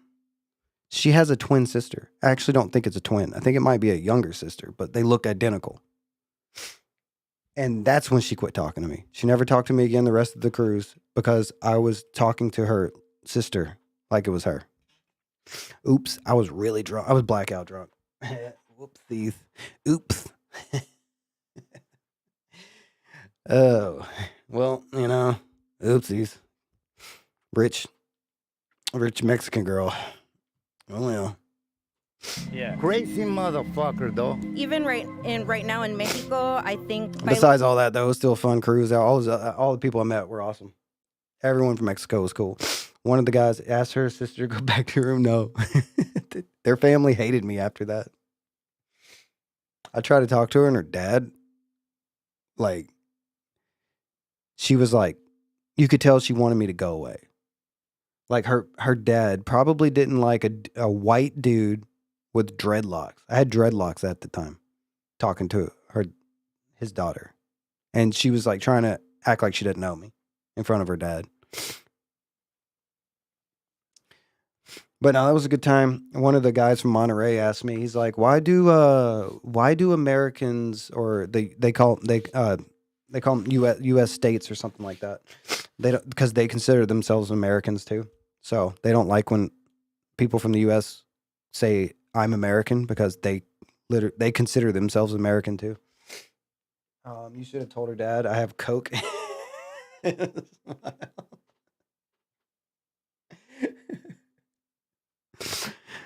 Oh, that's hilarious. Oh, well, the dude from Monterey asked me, he's like, why do people from the States not like Mexicans? And I was like, yo, what do you mean? That's not true. He's like, well, then, like, there's all these people that come across the border. And I'm like, do you know who those people are coming across the border? They're not like your rich ass up in Monterey, like, living the life. And then he understood after that. He was like, oh, I see. He's like, no, we don't have any problems with Mexicans, dude. You're crazy. It's no hatred towards Mexicans, bro. And then we got along real good. He just didn't understand. Never had the perspective of an American or a U.S. citizen come across. Talk to him about it.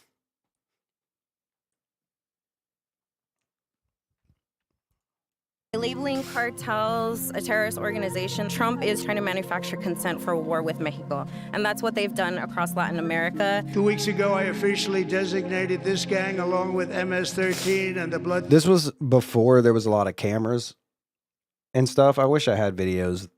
There was this one older lady they called the Aunt, and we would dance to like Pitbull and stuff like that, and it was such a good time. Two of the guys brought acoustic guitars and one of those slap boxes. I don't remember what they're called, but it's like a drum. It's like a box you sit on and slap on it, and it sounds like a drum. They had those guitars. They played like AC/DC on the 13th deck and stuff. Yeah, the Mexicans were a lot of fun. Thirsty Mexican drug cartels as foreign terrorist organizations. La Familia Michoacana has terrorized areas outside of Mexico City for decades. How do you feel about the designation of cartels as terrorist organizations? I would say that when it comes to cartels, even that alone and those questions, it's shifting the narrative to that the immigrant community that are coming to the United States are. Wait, didn't I say this earlier when she was talking about the cartels, and now she's saying that that's like shifting the direction of the conversation away from something else? I mean, it's all kind of connected. She was the one bringing up war with Mexico, I think. All based or all dangerous. Well, I'm not talking about migrants doing crime. I'm talking about criminals. Oh shit, dude! It's only been 5 minutes. Have I paused that many times to talk about rant? Dude, I'm so sick. I'm not even. I can't even understand what's going on. I'm actually. For being sick, this is probably one of the lightest feeling sicknesses I've ever had. Or I wouldn't be streaming. Criminal organizations taking advantage of the smuggling routes into the U.S., not the migrants themselves. A lot of them are taking advantage of migrants who are passing through Mexico. The criminals stamped their skin to signal they had paid. The kids were marked too. And as they wait, many are being kidnapped by smugglers connected to criminal organizations and held in stash houses, where they are tortured until a family member in the U.S. or back in their home country pays a ransom fee for their release. Do you feel like that's the responsibility of the Mexican government to root out that corruption in some of the border states, or should it be something that America does?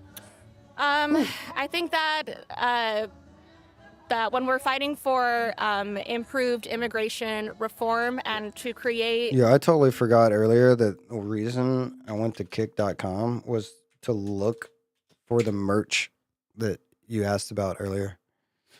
I think what you do is I think you scroll all the way to the bottom and then official Kick merch.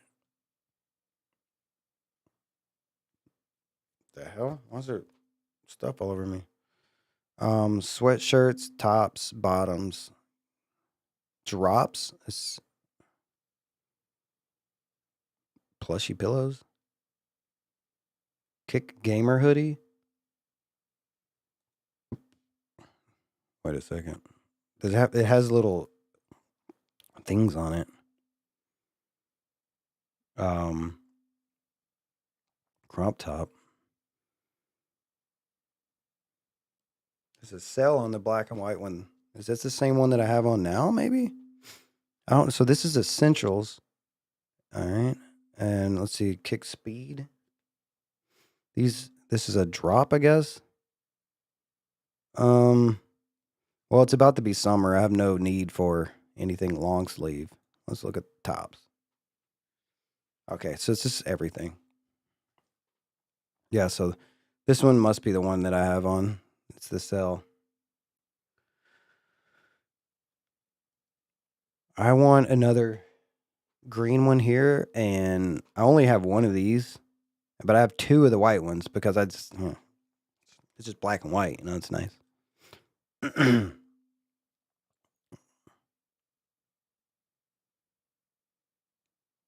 So there's like a escape key button. This is actually nice too, but I wouldn't wear it.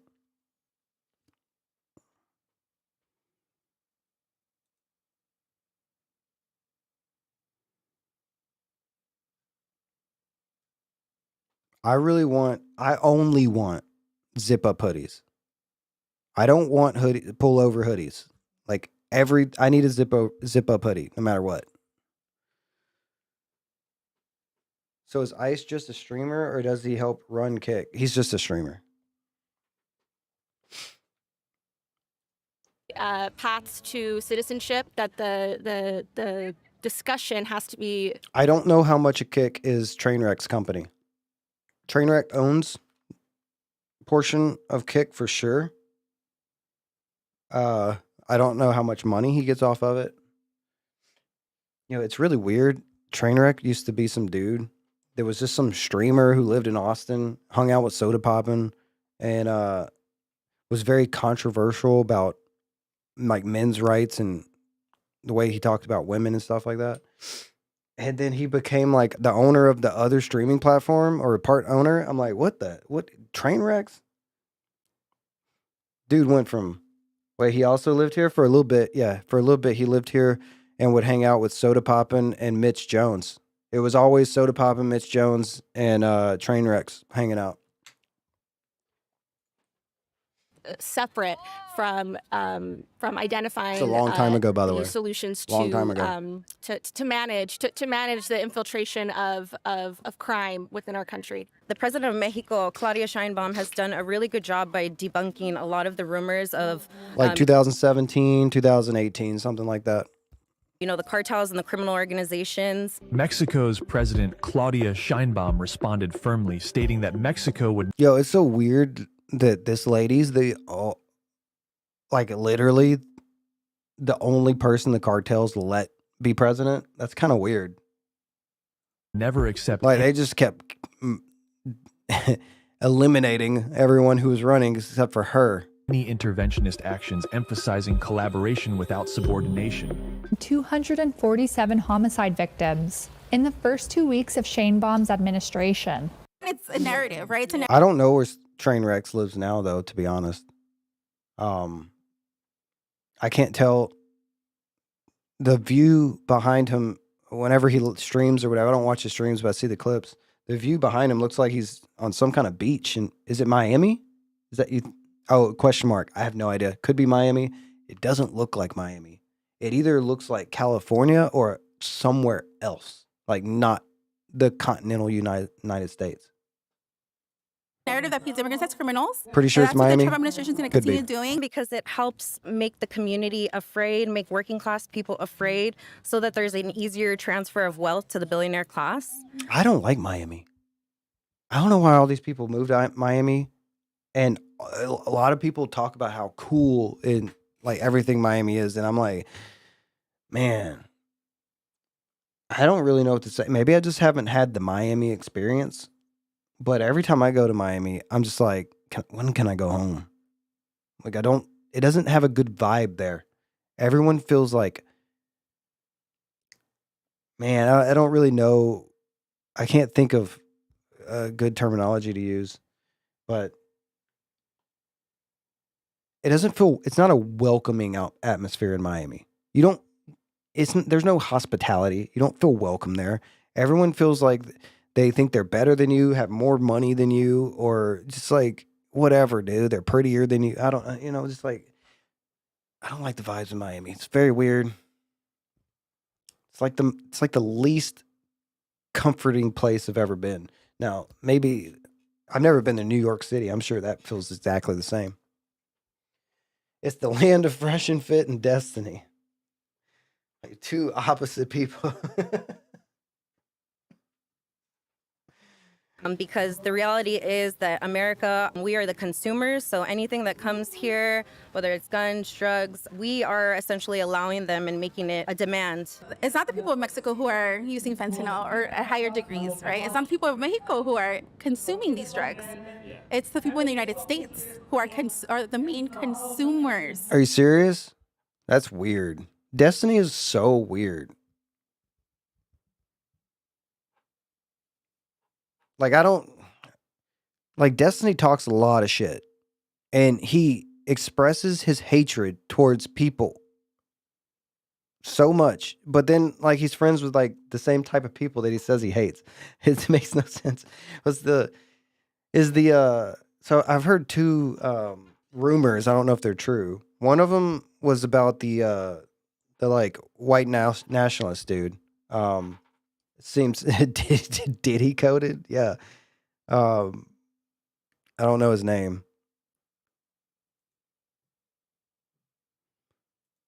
And Lauren Southern, Nick Fuentes, and Lauren.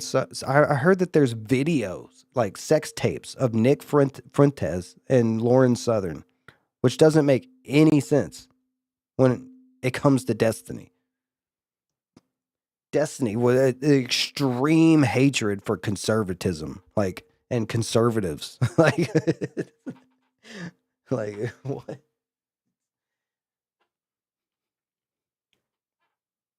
I think it's because of his parents, to be honest. He always talks about how his parents are extremely conservative. I think that's why he hates them so much. Kind of just hates his parents or something. Kids as young as 11 years old. But then, like, the whole thing about, I think you told me that he started taking Vyvanse, and I think that's a very noticeable change whenever he started taking the Vyvanse. Destiny started out as libertarian. Yeah, I think that makes sense. Recruited by the cartels to smuggle drugs. Federal agents say that they have freed nearly 100 It's hard to be a libertarian these days. 100 You got to pick sides, you know? migrants into Mexico. If you're a libertarian, you're just hated by everyone. Oh my God, it sucks to be a libertarian. Being held against their will after a weeks-long human trafficking sting. Sure, I mean, I'm not saying I agree with them. And It'd be a great world though if no one cared about libertarians. They're just like, yeah, it's just normal. You know, just kind of like let people do whatever they want. And everything's cool. Crime's not too bad. There's no creepy, weird stuff going on. Which I guess back in the day when we thought things were normal, creepy, weird stuff was going on. Good DD coded, you know what I mean? Anyway, libertarians. I just don't think that libertarians can have very much success right now in the current climate. their violence, but I feel like they are pushed into a corner of survival. And when you're pushed into survival mode, you know, people do what they have to do to survive. It's a 40-millimeter grenade launcher. It's a lack of opportunity that disallows them to get certifications or to get certain education, things of that sort. And, you know, when we talk about violence, 9 bodies hanging from a bridge in Mexico City. I think it's important to also remember that just because they may inflict physical violence, like Now that one streamer recruits barely legal girls, Jack Doherty. Is that who you're talking about? Miami, by the way. Yeah, that stuff's annoying. So like, I forgot what's his name, Zerka, and I forgot the other guy. Oh, Hill Mike. And they got banned for having some underage girl. Forgot how old she was. At that moment when that happened, I was like, yo, I don't know if I want to be a streamer. Like, I don't know if I want to stream anymore because these people are just making streamers look like pedophiles and jackasses like Johnny Somali, you know, just nuisance streamers. So it's gonna like, am I gonna go out and stream in public, and then people are gonna automatically think I'm a horrible person? Like, you know, shit's annoying. the U.S. commits a lot of violence in other ways. I'm like in between a Twitch streamer and like a more edgy kick streamer, but my edginess is more about what I say rather than what I do. And my streams are more like kind of Twitch like maybe I just go walk down the street, go on a walk, or go to a coffee shop, or like, you know, get some lunch or something. Yeah, it's very like Twitch like, just doing normal things with a little bit of edgy conversations with chat, you know, but more more of a normal conversation. When Twitch is more like fake as hell. People on Twitch just so weird to watch a Twitch streamer and like just play that game with chat of like shooting the shit and being fake. To us, You could be Asmongold or Amaranth. Somewhere in the middle of Asmongold and Amaranth. Wait, that sounds funny. And to Has anybody ever even said that or thought that? There's some dude out there who's like, man, I really wish I could be in the middle of Asmongold and Amaranth. Oh my God. other countries, like whether it's denying people health care or, you know. All right, now I'm going to introduce a segment for the first time that's called Theory versus Reality, where we take relatively bad faith statements that are made by passionate Americans and follow them all the way to the source to get the real scoop. Now, what you just heard was the undermining of the very real danger. Do you want Asmon and Amaranth to get married? And threat posed by the Mexican drug cartels. I don't know. Amaranth has that Asian dude that shot people for her. So I think he's probably good to go.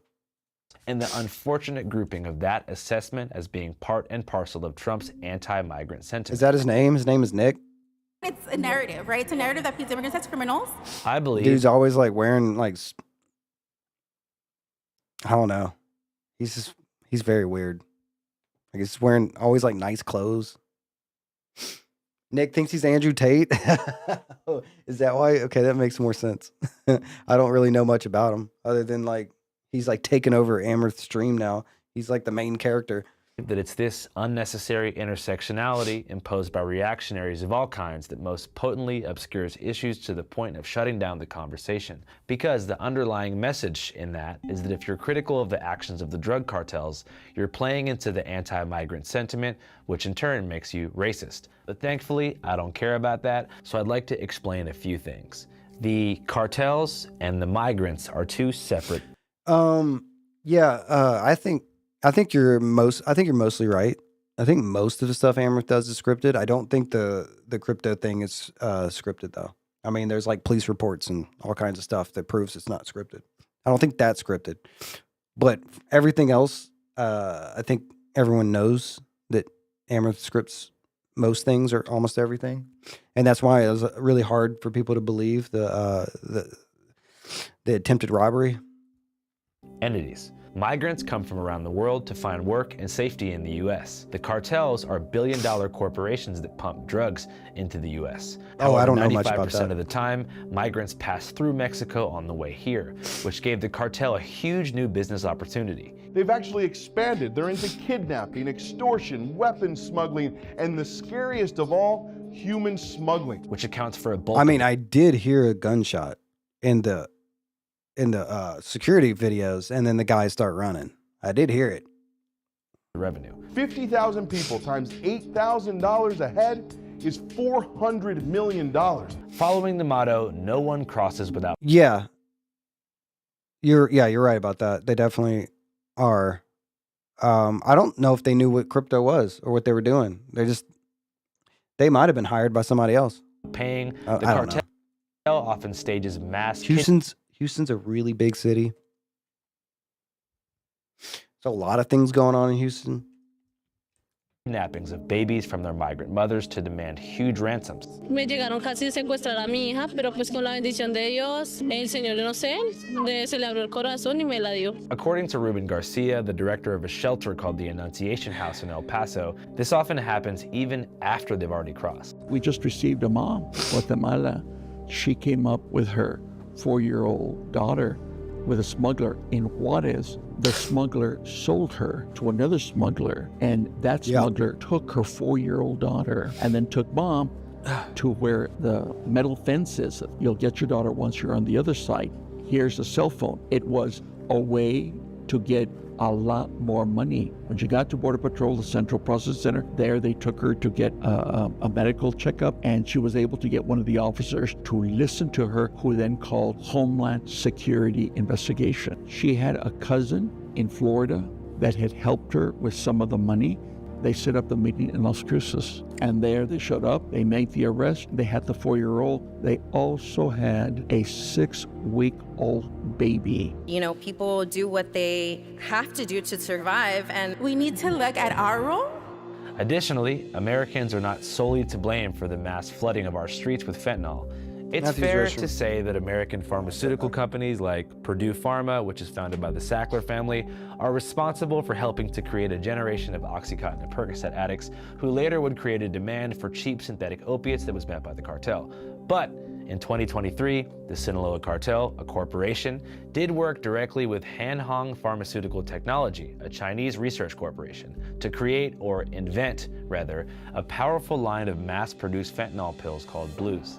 Here was the scene on the streets of Albuquerque, New Mexico in 2023, months after the Blues hit. Overnight, it seemed like the Blues came in, and I just started to see everybody that I knew that was getting high on just the heroin, go to the pills, their whole lifestyle changed. 10 years ago, the flavor of the month was heroin, right? Right now, that's all shifted into fentanyl. You know, the junkie's dream. Give me the strongest stuff possible, take me to the edge of death. The fentanyl has just really fucked people up, you know what I mean?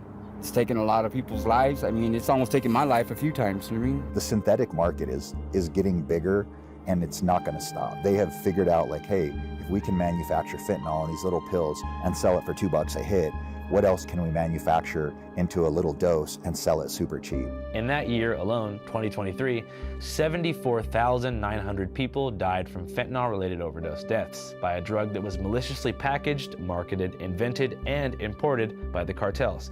I think that terrorism in general is a strange label to slap on a group whose primary goal is to make money, but it's definitely not that far off. And the reason I'm going so in-depth is because when people are discussing an issue that doesn't immediately concern them and their safety, it's easy to pivot the conversation toward meta talking points about the causes of addiction and the implications of U.S. intervention in Latin America. But this issue really matters, especially for the people of Mexico, not Los Angeles, whose lives have been torn apart by cartel violence. Here are some different reactions to Trump's new executive order, this time from Mexicans who are currently living in the epicenter of that kind of cartel violence. I don't know what I missed. The infamous but beautiful border town of Ciudad Juárez. ¿Qué piensas sobre eso? Creo que está bien la clasificación porque pues son personas que hacen daño y que What the fuck?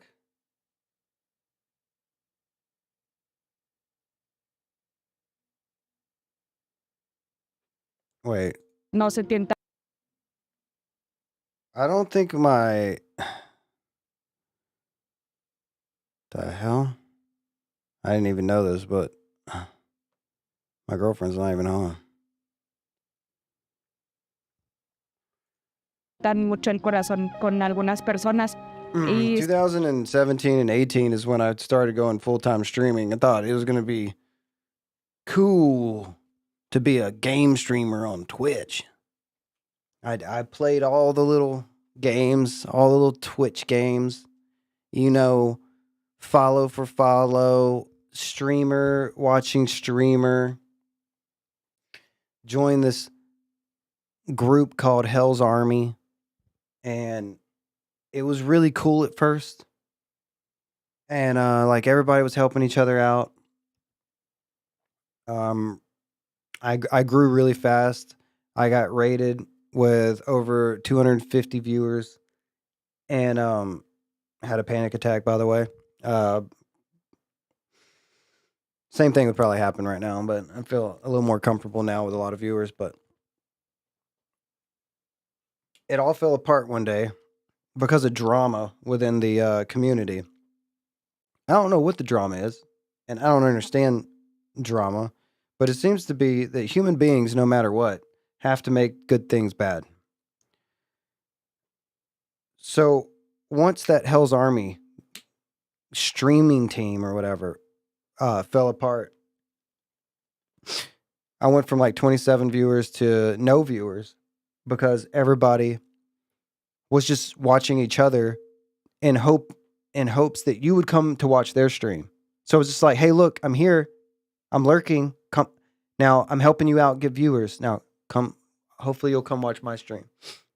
That's all it was. That's all Twitch was from 2017 to 2018, a little bit in 2019. All I experienced was kind of like, it's like streaming was a scam, kind of. Like you weren't streaming to real viewers. You were streaming to other Twitch streamers who wanted you to come to their stream so their viewer count would go up. And I that was normal to me. I didn't know, like, I knew that like other streamers like Soda Poppin' and stuff had thousands and thousands of real viewers and chatters, you know. I was with my crazy ex at the time. Adriana went live. She's driving home from Dallas. Breaking Bad. Man. Oh. I honestly never experienced real viewers until Kick. It wasn't until Kick that I actually felt like people I'm talking to were real people. Not people that just wanted something for themselves. Like people that just wanted to hang out and have conversations and talk on stream and be real. I was partying a lot. See, I wasn't. I partied before that. Like that was, I partied from, I mean, in high school, I partied a little bit. And then for like a year after high school, I partied a little bit. And then I did the raw food thing where I got really, oh, I see what you're saying. I've only done that like twice. And then after college, I started, this is vanilla World of Warcraft, by the way. So I started doing the High Warlord grind. I was in a couple of groups. I was playing teams with Battlegrounds, and I just sobered up. Like I didn't do anything. I smoked weed. But other than that, no alcohol. Then I started to eat raw foods and being super healthy, got into health. And then the girl that I had for 7 years, from high school, broke up with, one day I just woke up. Here's what happened. I woke up. We were at my parents' house. That's where we lived. And we had just one room, right? It was just me and her room. Well, I woke up after sleeping like normal, and all of her shit was gone. And just a note, a letter. That was it. That's all I got. She didn't wake me up. Somehow she was able to clean out all of her stuff and leave. And just leave a letter. And I was like, yo, I was with her for 7 years. I never thought that relationship was going to end. I didn't see it coming. I didn't think there was any reason for it to end. But, you know, there's a backstory to it. I've still sometimes that's how it be. I still today have never read the whole letter. It began with something like, blah, blah, blah. I want to learn how to unconditionally love everyone. Basically, what happened was her sister died from an overdose. And after her sister died, she started becoming very spiritual and doing more and more like hippie stuff, going to meditations and talking to spiritual advisors and mediums and stuff like that. And she got on just that hippie train.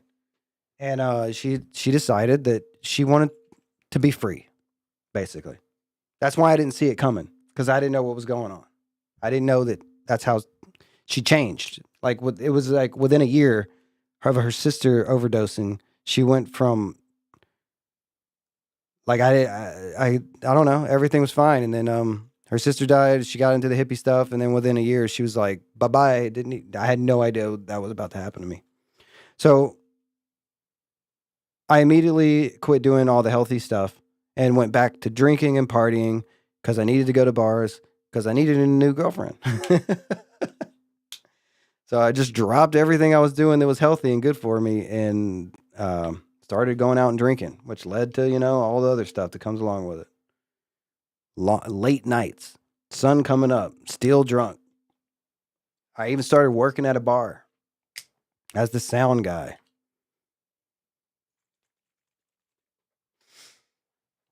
But that's how I met who I'm with now, and it's been 15 years now, so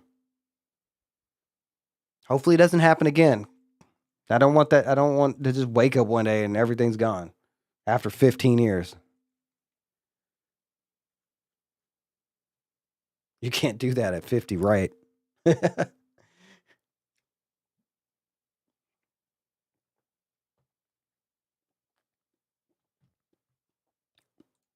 Estaría bien el título con eso. Conocer la verdad.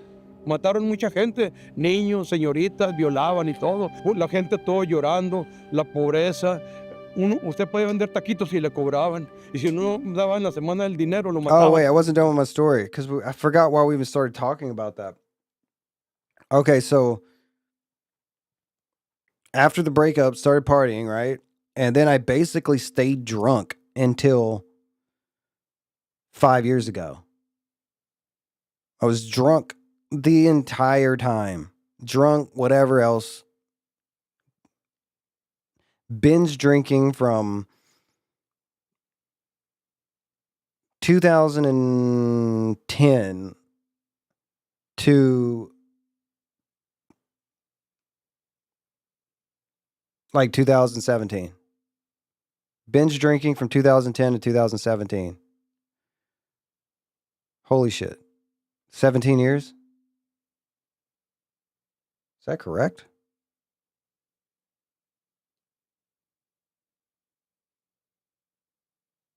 That's 7 years. Wait, 7 years. Sorry.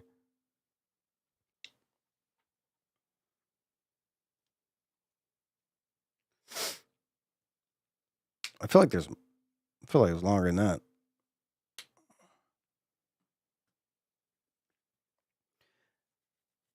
At least you got out of the negative pattern. Yeah, it took me. I mean, the only reason I got out of the negative pattern is because I started to feel so bad. I'm still recovering. But then like I also lived in that mold too, so I don't know what it was. I think my gut, like, are you using the new camera to start working? No, I don't think so. There was something I wanted to try. Where is it? Okay. Let's switch to the new one.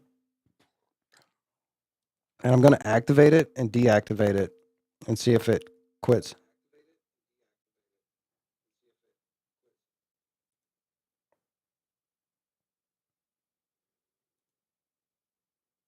All right. Still crackling? Yes, still crackling. All right, well, let's try this. All right. What about this? Is this better? Still crackling. The only thing I can do now is restart the computer. All I can do is restart the computer at this point.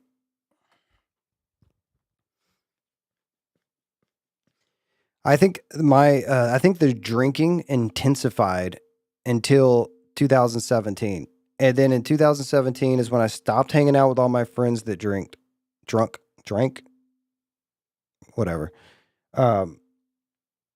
But I didn't quit drinking. I just quit binge drinking. But it got worse. I was so messed up from alcohol, and like my GABA receptors were so shot that I had really bad insomnia where I couldn't sleep at night. Yeah, but I can't restart during the stream. I have to wait till after stream. I couldn't sleep at night because of really, really, really bad insomnia. So every single night I had to drink alcohol to go to sleep. So I started drinking daily to go to sleep at night.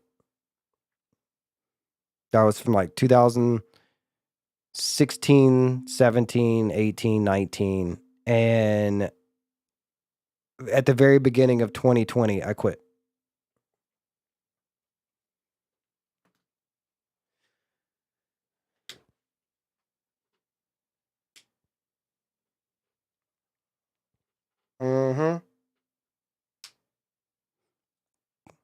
¿Qué es eso?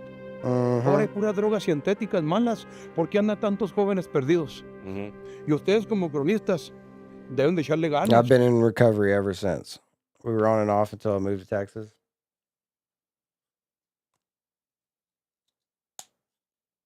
The only thing I would do now is like microdosing.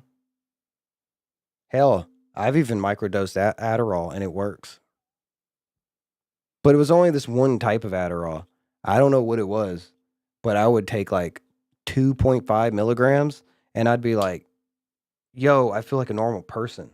Not like extra, not like enhanced, but just a normal person. But that's when I lived I was living in mold at the time.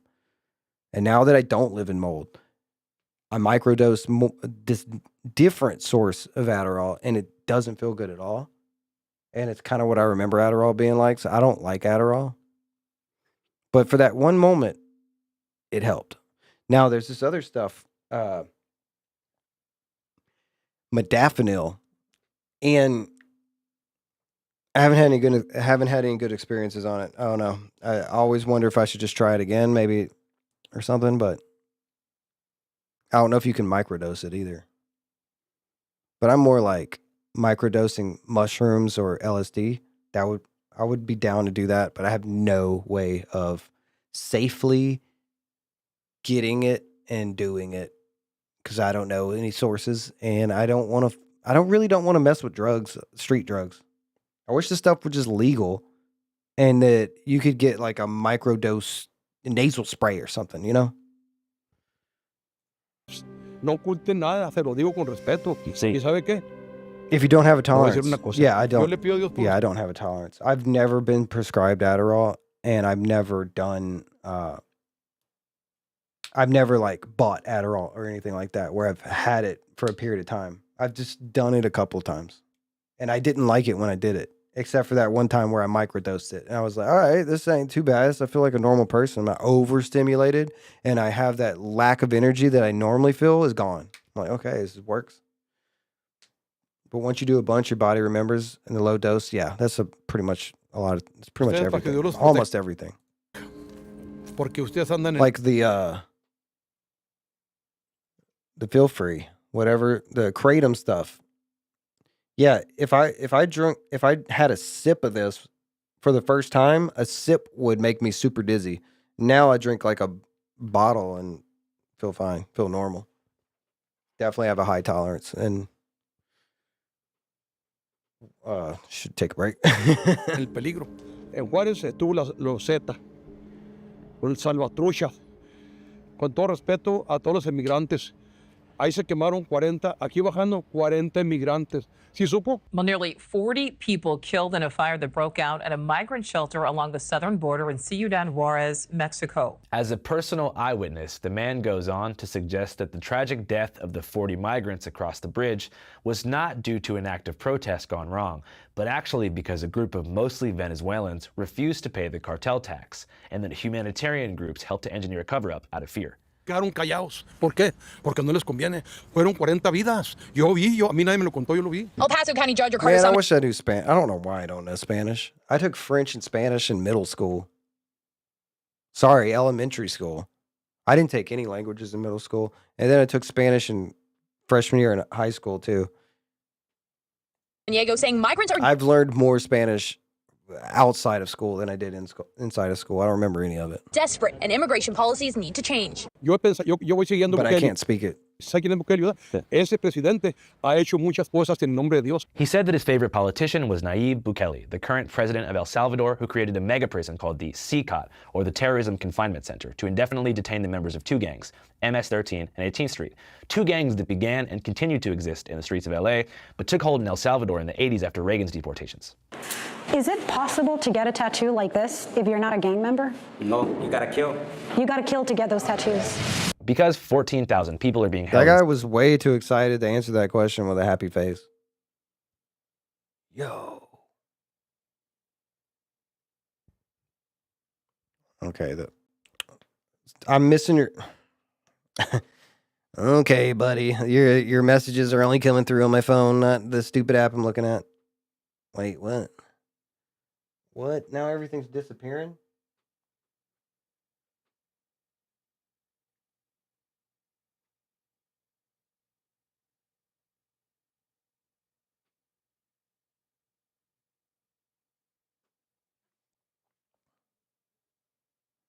I've only done CCOT without trial. Bukele has. I've only done that crystal stuff you're talking about like once. And it was a long time ago. Really long time ago. And my buddy fell asleep with it in his pocket. But like there was a bunch of us and we all we wanted to try it. And so we had to wake him up and it was kind of like a fight. Not a fist fight or anything, but kind of just like a fight. And then we took it and laid it all out and then broke it up into even little things and then did it. And I think I don't think I went to sleep for 3 days. And on the by that time, I was feeling insane. And it was it's actually a really bad feeling. At first it felt like I was, whoa, this is like the best feeling in the world. And then 3 days later, I'm like, yeah, I'm scared. Has been under fire for human rights violations. I feel like that about everything. The change drastically thing. I feel like that about everything. Many CCOT inmates say they were unfairly targeted and profiled. I will never do any kind of what they call Molly or MDMA. I'll never do that stuff again. It doesn't. It's not what I remember. It just makes me feel bad. And I haven't done it in a long time. When you can't sleep, it's really messed up. Yeah. Well, the first time I did it, it was a lot. Be right back. All right. However, this year, El Salvador is no joke 20 times safer than it was 5 years ago, and currently has the lowest crime rate in Latin America, which is something that many Mexicans admire. Nayib Bukele incluso está haciendo muchas cosas buenas en El Salvador. El Salvador ya no es el mismo de antes, El Salvador está muy bien ahora. Ahora Bukele lo están criticando muchos cronistas, porque hay que los derechos humanos. Sí, y cuando ellos andan matando a la gente, es que por eso le digo, joven. ¿Piensas que necesitamos una cárcel para las bandidas en México como Bukele? ¿Por qué no? Si esas personas no tienen provecho. Yo he sabido, yo soy seguidor de todos los programas especiales que hay en YouTube. Y allí los entrevistan. No, yo maté a 5, 6, 7, los violé y tantas cosas. ¿Qué pasó? ¿A eso venimos al mundo? No, a eso no venimos. By the way, the interviews that you just saw are from our upcoming episode, Mass Deportations, our first ever multinational closer look special that examines the current situation from both sides of the border. Hey chicos, esto es Canal 5 con Josué C. y... This is Andrew, you're watching Channel 5. If you want to check out an extended and complete version of that episode, go to our Patreon, www.patreon.com/channel5. I think the reason my microphone's crackling, chat, is there's too many USB devices on this computer being used. It's an older computer, so the chipset for managing the USB it's not really, it's built for older stuff that doesn't draw as much power or data or anything. So when I'm using like brand new 4K cameras and stuff like that, the system was never built to manage that kind of data and power level. And I think that it's just causing issues. And one of those issues is static on the microphone because it's also plugged in USB. So. Okay, let's head back to the anti-ICE rally in LA. So do you feel like the first thing that we should do is kind of make the path to citizenship easier on a large scale? In a way, yes. I feel that we have to look at who is applying for citizenship, complete thorough background checks, look at what they've been contributing to society, which more than often is just contributing to the commerce in society. And as far as border control and trying to control the infiltration of crime, I don't think that anybody is shutting down that discussion or wants the infiltration of illegal drugs. Here's the thing: if there was a safer way, a more humane way, and a way that abided by international human laws for immigrants to cross, for asylum seekers to cross, there would be no need for the cartel to do that, right? They are definitely taking advantage of the fact that people have to go through extreme and risky ways of getting here because there is no other way, right? So if we want to support and protect immigrants right now that are literally stuck at the border, right, because we've been cutting back our asylum system so much, we need to make the process more humane. Thousands are gathering along the National Mall. They're calling for action from Congress and the White House on immigration reform. So the last time we had immigration reform policy was under Reagan, and it was a blanket amnesty. I believe in the idea of amnesty for those who have put down roots and who have lived here, even though some time back they may have entered illegally. See if this works. Reagan granted amnesty to immigrants, right? And what it said is like, okay, if you've been here XYZ this long, here's the process to become a citizen, right? We're gonna grant you amnesty. There hasn't been a policy change like that in the immigration law since then, right? And you mentioned asylum, right? Let me see if this works. Oh,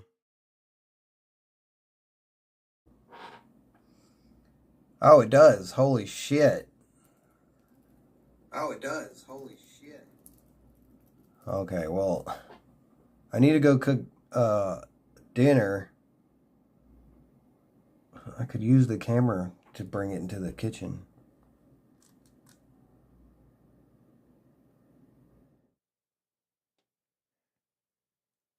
The current asylum process is extremely difficult, and unfortunately for most families that do file their asylum claim, they will be denied. And these are folks who are literally fleeing persecution, fleeing war, Going back to Reagan too, he loved asylum because he had this policy, if you remember, called wet foot, dry foot for Cubans, because obviously our enemies are the communists. So he's like, if you're a Cuban and you want to defect to Florida, if you can get here by any means necessary, the moment that your foot touches sand, you're a U.S. citizen. No paperwork, they just give you a passport, like welcome in. And so it's interesting to see some of these conservative policies now backfiring to where they're claiming it's like a liberal policy. All right, what's up, Channel 5 watchers? As ICE, a government agency with a long history of controversy, claims to be ramping up their deportation operations, it's easy to see how quickly a climate of both fear and panic or celebration and victory can take over people's minds as politicians and their loyal mainstream news outlets fight for your attention by trying to shape your perception of things based upon salacious and sometimes manufactured narratives. It can be very hard to find the truth. That's why we here at Channel 5 remain committed to our mission of bringing you raw, unfiltered coverage of news events as they unfold on the ground with just enough context to tell you what you need to know. But even for us, it's hard to sift through the media machine's propaganda to find the truth. But you know what helps? A little service we use called Ground News, a dope-ass news aggregate. Ground News shows you, among other things, how different media outlets, left, right, and center, globally, right? So if folks are out there, I think The Donut King, I don't know if you've seen The Donut King, is a really great documentary about in the past. We even supported asylum seekers in creating businesses. We supported them in relocating, right, and thriving. So there's been instances in the United States where we have supported asylum seekers and where there's, and where it was politicians that were supporting and pushing for more asylum systems and processes. I think one of the problems too is it used to be that if you wanted to seek asylum, you had to wait in Mexico and you'd have an appointment with a U.S. Customs official who would give you an appointment, give you a temporary residence card, and you'd get in. Well, Biden changed it to where if you hopped the border, you would seek out a Border Patrol agent, and then you would be transferred to a shelter and then given an appointment in 4 years. So basically, it's bad for the migrants. It's bad for the government. it's a bad situation. I don't think it has to do with left or right. It's just migrant rights, period. Yeah, and that's where I agree with you because, like I said, both political parties have used immigrants and migrants as a scapegoat, right? They've used asylum seekers as scapegoats, and they haven't created a process that center humanity. Like when you look at folks seeking asylum, and I think one of the things Trump said his first administration, you know, when he was getting called out on putting kids in cages, one of the things he said was like, well, who built the cages, Joe? Who built the cages, Joe? Let's talk about who built the cages, Joe. You know, and it was the Biden administration, right? En el tiempo que está el señor Trump ahorita, está deportando menos que el otro pasado. En el tiempo que está, comparan del tiempo que estaba Biden cuando empezó su presidencia y con este, deportado menos personas. Yeah, la diferencia es, Trump está en las noticias, dijeron cosas enojadas sobre los migrantes, pero Biden y Obama no dicen nada, pero hacen la misma cosa. Correcto. They are two sides of the same coin, that it's the same enemy, and the target is to regress society. Definitely, like back to a pre-immigration state. Yes, towards white supremacy. And I think that's why it's important for anyone who supports immigrants and also immigrants ourselves is that no matter who's in office, we need to continue to fight for our rights. Because we know that no matter who's in office, we're going to be attacked. And we're going to be seen as the enemy and be pushed as the enemy. Channel 5 live worldwide, Hollywood and Oh, thank God this is over. Channel 5 News. Channel 55. We don't fuck with customers. That revolves around the life. All right, chat. I should have cooked dinner an hour ago, so I need to go.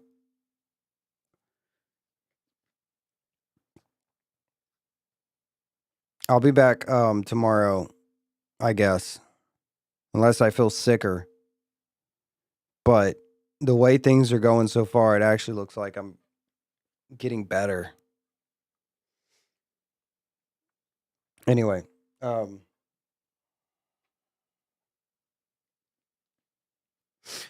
right, I'll see you guys tomorrow. I'm gonna go cook dinner and, oh God, try to deal with all this nasty sickness.